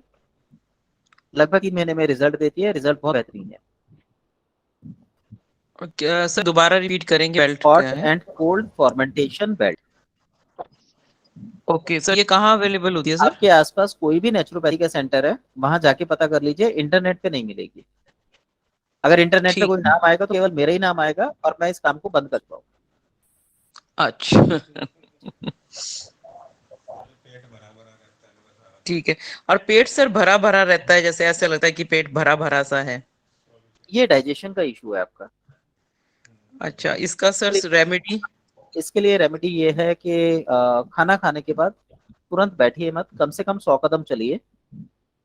100 कदम चलने के बाद आप ठीक है जी। सीधा होकर लेट जाइए, दोनों सांसों से महसूस कीजिए कि सांस आ रही है, सांस जा रही है। 8 बार ऐसा करना है। उसके बाद आप लेफ्ट करवट ले लीजिए और 16 सांसें लीजिए लेफ्ट नोस्ट्रिल को बंद करके। ठीक है उसके जी। बाद राइट करवट ले लीजिए, राइट नोस्ट्रिल को बंद कर लीजिए और 32 सांसें लीजिए। ठीक है जी। उसके बाद उठने के बाद लगभग 5 मिनट 10 मिनट के बाद जब हार्ट बीट नॉर्मल हो जाती है तब आप आधा कप पानी पी लीजिए। आप इस प्रोसेस को कुछ दिन कीजिए, चर्बी को रिड्यूस करना चालू कर देगा। ये सभी के लिए कॉमन है, सभी केसेस में कॉमन है ये। इससे हमारा जो डाइजेशन है वो खुल जाता है, प्रॉपर मेटाबॉलिज्म एक्टिव होके डाइजेशन को अच्छा कर देता है। ये नाइट टाइम में करना है सर? जब आप खाना खाते हैं, अगर सुबह नाश्ता करते हैं तो नाश्ता हैवी है तो उसके बाद, दोपहर को खाते हैं दोपहर में, रात को खाते हैं रात। सर एक बार और बता दीजिए। इसके लिए हम क्या करते हैं, जैसे हमने खाना खा लिया, पहले हम 100 कदम चलेंगे। खाना खाने के बाद कम से कम 5 मिनट उसी स्थान पर बैठे रहिए जहां पे आपने खाना खाया है। पैर लटका के कभी खाना मत खाइए, इससे सूजन आती है। देन आप खड़े हुए थोड़ा सा 100 कदम गिन के चले, उसके बाद आप आके बेड पर लेट जाइए। लेटने के बाद अपने हाथों को साइड में रखिए, पेट पे नहीं रखना। महसूस करेंगे दोनों नाकों से हवा आ रही है, सांस आ रही है। 8 बार आपने सांस लेनी है, सांस छोड़नी है। देन आप लेफ्ट करवट ले लेंगे और लेफ्ट नोस्ट्रिल को बंद कर लेंगे। 16 बार सांस लेंगे और 16 बार सांस छोड़ेंगे। उसके बाद आप राइट करवट ले लेंगे, राइट नोस्ट्रिल को बंद कर लेंगे, 32 बार सांस लेंगे और 32 बार सांस छोड़ेंगे। फिर आप सीधे होकर लेट जाइए। जब आपको लगे बॉडी रिलैक्स हो गई है तो बैठ जाइए। जब हार्ट बीट नॉर्मल हो गई है, जब आप इसके बाद ना आप काफी हल्कापन महसूस करेंगे। तो जब हल्कापन महसूस कर ले उसके बाद लगभग 5 मिनट 10 मिनट का समय लग जाता है, वो बॉडी टू बॉडी डिफर करता है। तो कॉमनली हम ये मान लेते हैं कि 10 मिनट बाद लगभग आधा कप 1 कप यानी 50 ml से 100 ml पानी पी लीजिए। उसके बाद आप अपना रूटीन करिए। फिर चाहे तो आप जो हमारा प्रोसीजर है कि 1 घंटे बाद पानी पीना होता है या आधे घंटे बाद पानी पीते हैं, तो वो पानी आप पी सकते हैं। सर माइग्रेन वाले गर्म पानी पी सकते हैं या नहीं? मैम पानी पीने का कोई ऐसा नहीं है, लेकिन गर्म पानी पीना जो है वो हमारी सेहत के लिए अच्छा नहीं रहता। गर्म पानी पीने से हमारा जो ब्लड है वो पतला हो जाता है, उसकी वजह से भी माइग्रेन आ सकता है। ठीक है, तो ताजा पानी पीना चाहिए, सादा पानी, सादा ताजा। और सर है ना मतलब खाना जब भी मतलब भूख लगती तो इतनी तेज भूख लगती कि सेनी नहीं हो पाती, तो फिर यहाँ से एसिडिटी बन के सिर पे चढ़ जाती है। ऐसा क्यों होता है? मतलब कभी कभार रात को तो कितने होती बजे सोते हैं आप? सर अभी तो 11 साढ़े 11 12 बज जाते हैं। अच्छा, और सुबह कितने बजे जगते हैं? सुबह 7 बजे मॉर्निंग में उठ पाते, 6:30 7 बजे। 6:30। क्या उठते ही आपको भूख लगती है? हाँ सर, कभी कभी तो उठते से ही भूख लगती है। तो आपकी एज कितनी है इस समय? सर 25। अच्छा 25 है। तो 18 साल तक बताइए, क्या आप बिल्कुल दुबले पतले थे? हाँ 18 साल तक मेरा वेट 52 तक था और 55 तक वेट था मेरा। और अभी मतलब अभी वेट मेरा इतनी तेजी से बढ़ रहा है तो 70 किलो वेट हो गया मेरा। अच्छा, क्या आपको गले में बलगम या नाक में बलगम महसूस होता है, कफ महसूस होता है? नहीं सर, ऐसा तो कुछ नहीं। गला तो ठीक है। हाँ सोते टाइम कभी कभार ऐसा लगता है गला दब रहा है या सांस लेने में प्रॉब्लम आ रही है, सांस बहुत सारी इकट्ठी हो जाती है, इसको आराम से निकाल देती हूँ ऐसा। अच्छा, पैर ठंडे रहते हैं आपके? पैर ठंडे ही रहते हैं। ठंडे रहते हैं, ठीक है। अब आप एक काम कीजिए, एक तो आप रात को लगभग 15 काले चने और कभी 10 कभार गर्म भी रहते हैं पैरों को बाहर निकालना पड़ता है, मतलब गर्म हो जाते हैं ऐसा लगता है। ठीक है, आप एक काम कीजिए, 15 काले चने और 10 किशमिश रात को पानी में भिगो दीजिए। सुबह उठकर खाली पेट सबसे पहले ब्रश करने के बाद, फ्रेश होने के बाद इसको चबा चबा कर खाएं और इसका पानी पी लीजिए। पानी थोड़ी अच्छी मात्रा में रखिएगा, लगभग 100 ml 1 कप पानी में भिगो के रखिएगा। ठीक है, वो पानी पी लीजिएगा और इसको खूब चबा चबा के खाइएगा पानी पीने के बाद। पहला काम आपने ये करना है सुबह उठते ही। इसके बाद आपने कोशिश करनी है कि जब भी आप नहाते हैं, सुबह सुबह जल्दी नहाने की आदत डालिए। जब भी आप नहाते हैं तो नहाते ही 1 घंटे के अंदर अंदर आपने खाना खा लेना है। खाना आपका सादा होना चाहिए, पराठे नहीं खाने। रोटी सब्जी हो तो सबसे बेस्ट। छोले भटूरे खाने का मन करे तो 3 घंटे 4 घंटे बाद आप खा सकते हैं, लेकिन सुबह उठ के आपने सबसे पहले रोटी सब्जी खानी है। हाँ ठीक है, सर, अभी तक यही कर रही हूँ और ये जब ऐसा करती हूँ तो मेरा रिलैक्सेशन हो जाता है। जी जी जी। इसके बाद आपने क्या करना है, शाम को 4-5 बजे के करीब आप कोई भी फ्रूट, सेब हो गया, आम हो गया, केला हो गया, जो भी आपका मन करे खाने का, लगभग 1 नग, नग मतलब 1 पीस खाना है। अगर केला खा रहे हैं तो 2 खाएंगे, अदरवाइज सारे फल एक एक खा सकते हैं। और उसके बाद अगर केला खाते हैं तो आपने इलायची चूसनी है केवल केला खाने के बाद। और रात को आपने सोते समय क्या करना है, आधा कप 1 कप ले लीजिए, 1 कप गर्म दूध के अंदर लगभग 10 बूंद बादाम रोगन का तेल डालकर डेली सेवन करना चालू कर दीजिए और उसके साथ 1/4 चम्मच त्रिफला ले लीजिए। उसी के अंदर डालना है? जी, गरम दूध के अंदर या गरम दूध के अंदर? दूध मीठा है या फीका? मीठा रहेगा दूध, मिश्री मिला के। जब भी हम तेल मिलाते हैं दूध में, हमेशा मिश्री मिला के लेते हैं। ठीक है, ठीक है सर, थैंक यू। सर मैं कुछ पूछना चाहती हूँ। जी कृष्णा जी पूछिए। हाँ, मतलब मेरा एक कॉन्फ्यूजन है जो मुझे मैं बहुत लोग बोलते हैं कि जो नॉन वेज खाते हैं और जो वेजिटेरियन है तो उसमें प्रोटीन बहुत कम होती मैम है। आपकी आवाज बहुत धीमी हो गई है, प्रॉपर सुनाई नहीं दिया। हेलो, मैं सुनाई दे रही हूँ? आप बोलिए। हाँ, मतलब बहुत लोग ऐसे बोलते हैं कि मतलब वेजिटेरियन जो होते हैं और जो नॉन वेजिटेरियन होते हैं, मतलब हम अगर वेजिटेरियन हुए तो हमें प्रोटीन नहीं मिलता मैम है, आपकी क्या आवाज ऐसा प्रॉपर सच नहीं आ है? रही है। अब दो हाँ, निमिषात मत आ रही बोलिए, है। नंबर वाइज बोलिए सर आप। ये प्रोटीन के बारे में बात कर रहे हैं कि जो नॉन वेजिटेरियन होते हैं और वेजिटेरियन होते हैं उनको प्रोटीन नहीं मिलता, उनको प्रोटीन प्रॉपर नहीं मिलता, उसी के बारे में बात कर रहे हैं। इसका सबसे अच्छा उपाय है, आप अपने घर में जो दाल खाते हैं, खासकर जो मूंग की दाल होती है, आप रात को उसको पानी में भिगो दीजिए। सुबह उस दाल में 5-7 किशमिश डाल के, 2 काली मिर्च डाल के खूब चबा चबा के खा लीजिए। और भी आप कोई ड्राई फ्रूट उसमें मिलाना चाहे तो थोड़ी मात्रा में मिला सकते हैं। ओके, मतलब साबुत मूंग लेंगे। वेजिटेरियंस में कुछ प्रॉब्लम्स तो नहीं होती है ना? नहीं, ऐसा कुछ नहीं होता। अच्छा अच्छा, ठीक है। तो बहुत चलिए, लोग ओके। बोलते हैं। एक चीज जानना चाह रहे थे आपसे हाँ जी। कि ये जो बच्चे होते हैं ग्रोइंग एज में 9-10 इयर्स 11 इयर्स, ये इनमें इनको क्या खाने को दें जिससे इनकी ग्रोथ और प्रॉपर न्यूट्रिशन हो, कैसे प्रॉपर दें? अब हम लोग तो इतना अच्छा खाना का नहीं बना पाते, तो मतलब नेचुरल में क्या चीजें दें? मैम बच्चे को स्वस्थ रखने का तरीका है, बच्चा खुश रहना चाहिए और बच्चा खेल कूद करना चाहिए। अगर ये 2 काम हो रहे हैं तो अगर वो कंकड़ मिट्टी पत्थर भी खाएंगे तो उनको बॉडी को पोषण तत्व मिल जाएंगे। तो बच्चे के खाने की तरफ से बिल्कुल निश्चिंत रहिए। केवल बच्चा गुस्सा ना करे ऐसा व्यवहार रखिए। बच्चा नाराज ना हो, गुस्सा ना हो, इस तरीके का व्यवहार बच्चे को होना चाहिए। बनस्पत बच्चे को डांटने को, उसको समझाने का काम कीजिए। तो ठीक है। मतलब और खाने में आप चाहें तो बच्चे को थोड़ा सा हाइट निकालने के लिए या बच्चे को अच्छा पोषण देने के लिए लगभग चने बराबर गुड़ और 2 से 5 बूंदे प्याज का रस दिन में 2 बार 3 बार दे सकते हैं। बॉडी में वो पूरा न्यूट्रिशन पूरा कर देता है। बच्चे की लंबाई भी अच्छी निकलेगी, बच्चा समझदार भी होगा, सारे बेनिफिट्स मिल जाएंगे। मतलब जैसे आजकल जैसे बच्चे टीवी मोबाइल में ज्यादा व्यस्त रहते हैं, तो दिमाग जितना चलता है वो उतना पढ़ाई में नहीं चलता, वो सब उन्हीं चीजों में रहता है, रेडिएशन वगैरह में।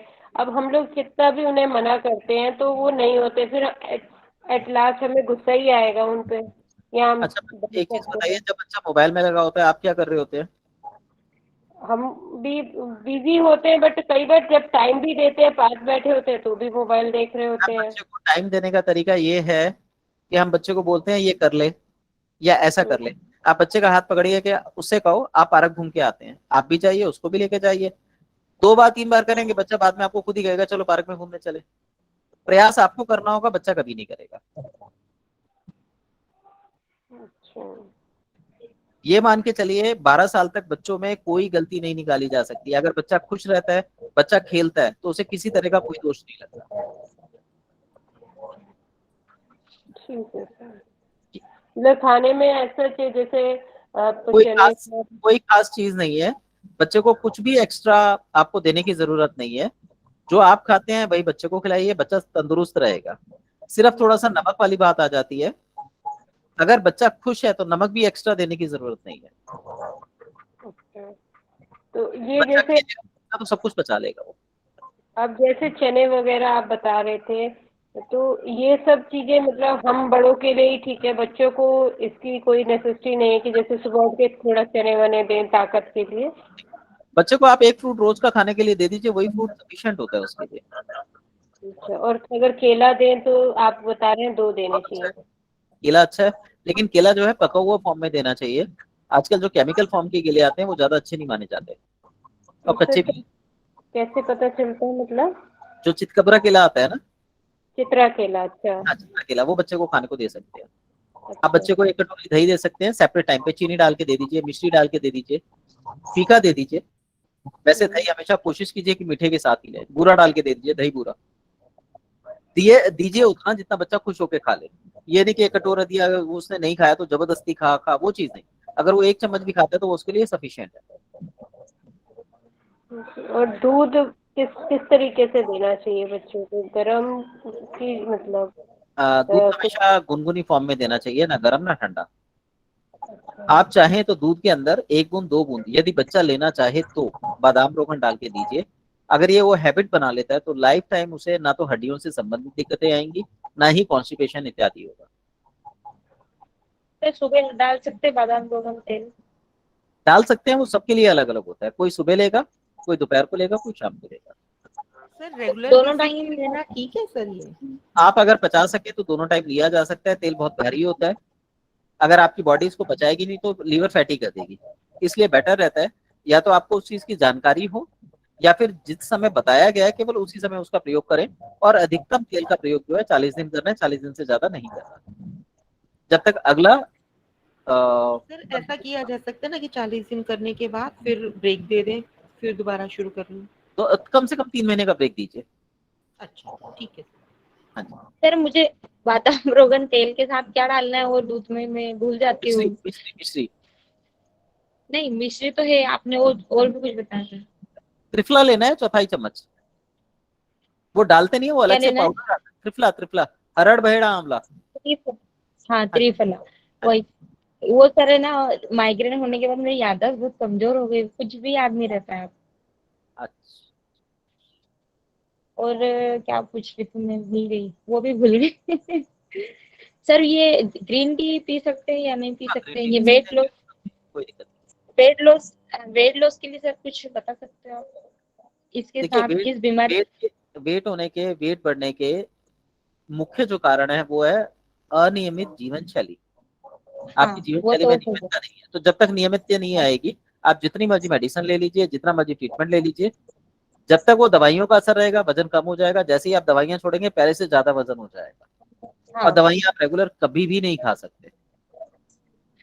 वो तो है, वो तो दवाइयां अनियमितता तो हो तो गई। सबसे पहले तो जीवन शैली में नियमितता लाइए। दूसरा कारण है सही समय पर भोजन का अभाव। तो भोजन जो है सुबह जल्दी खाना 8 बजे से पहले, दोपहर का 1 बजे को, और रात को 7 बजे से पहले।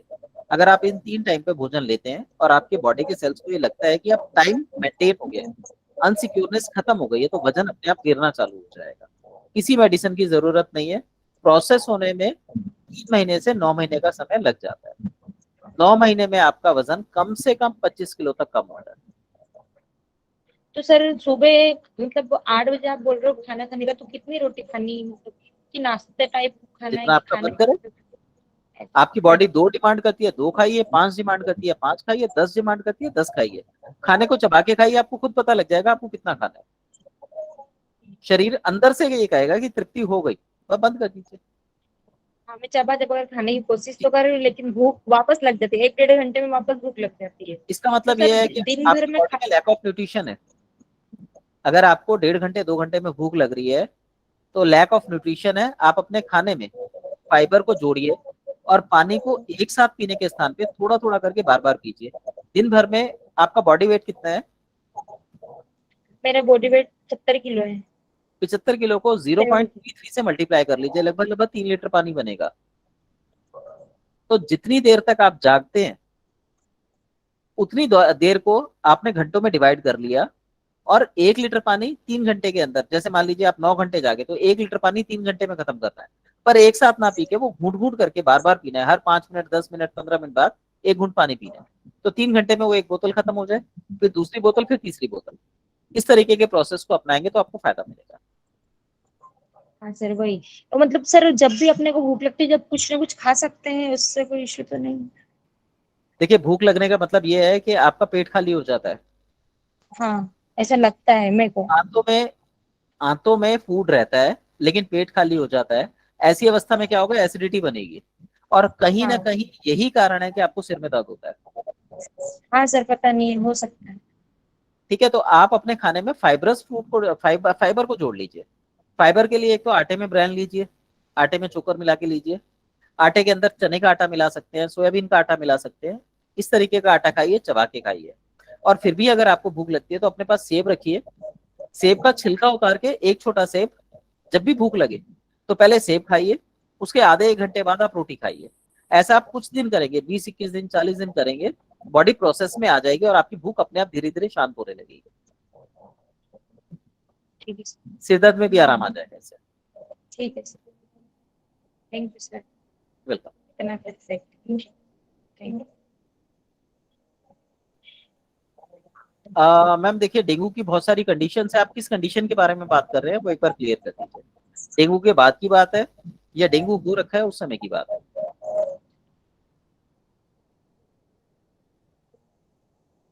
हेलो हाँ जी। सर पेशेंट है कोई बच्चा ना डेंगू का, अभी अभी डेंगू हॉस्पिटलाइज है। अभी आप कुछ नहीं कर सकते, अभी वो डॉक्टर के अंडर गाइडेंस सर आवाज नहीं आ रही। अभी वो डॉक्टर के अंडर गाइडेंस है, हम यहाँ पे कुछ नहीं करेंगे। वैसे जनरली सर क्या कर सकते हैं अगर किसी को हो तो? बच्चे की एज कितनी है? 18 ईयर्स। हाँ, 18 साल का बच्चा एक तरह से युवा कैटेगरी में आता है, तो आप प्रॉपर उसका ट्रीटमेंट करेंगे। जो पपीते के पत्तों का रस होता है, पपीते के पत्तों को क्रश करके आधा लीटर पानी में लगभग 7-8 पत्ते लेके क्रश करके उबाल लीजिए। जब पानी उबल के आधा रह जाए उसको ठंडा करके रख लीजिए, उसे दवा की तरह चम्मच चम्मच करके पिलाइए, उससे सर वो आधा फायदा लीटर मिलेगा। में? आधा लीटर पानी हो जाए, 1 लीटर पानी में 7-8 पत्ते डाल के धीमी आंच पे उसको पकाया जाएगा। जब जी पानी आधा जल जाए, ठंडा हो जाए, उसे दवाई की तरीके से इस्तेमाल कीजिए। जी ठीक है। इसके अलावा बकरी का दूध मिल जाए जी तो सर। बकरी का दूध पिलाया जा सकता है। प्याज का रस दिया जा सकता है, प्याज का रस और गुड़ दिया जा सकता है खून को रिकवर करने के लिए। मुनक्का दिया जा सकता है, छुआरा दिया जा सकता है। सब कुछ सिचुएशन पे डिपेंड करेगा कि बच्चे की कंडीशन क्या है। जी सर। सर दिन में 2-3 बार ही दे सकते हैं प्याज का रस? प्याज का रस ऐसी कंडीशन में 2 बार ही दीजिए। जी थैंक यू सर। चलिए, आज काफी टाइम हो गया, कल मिलते हैं। Good night all.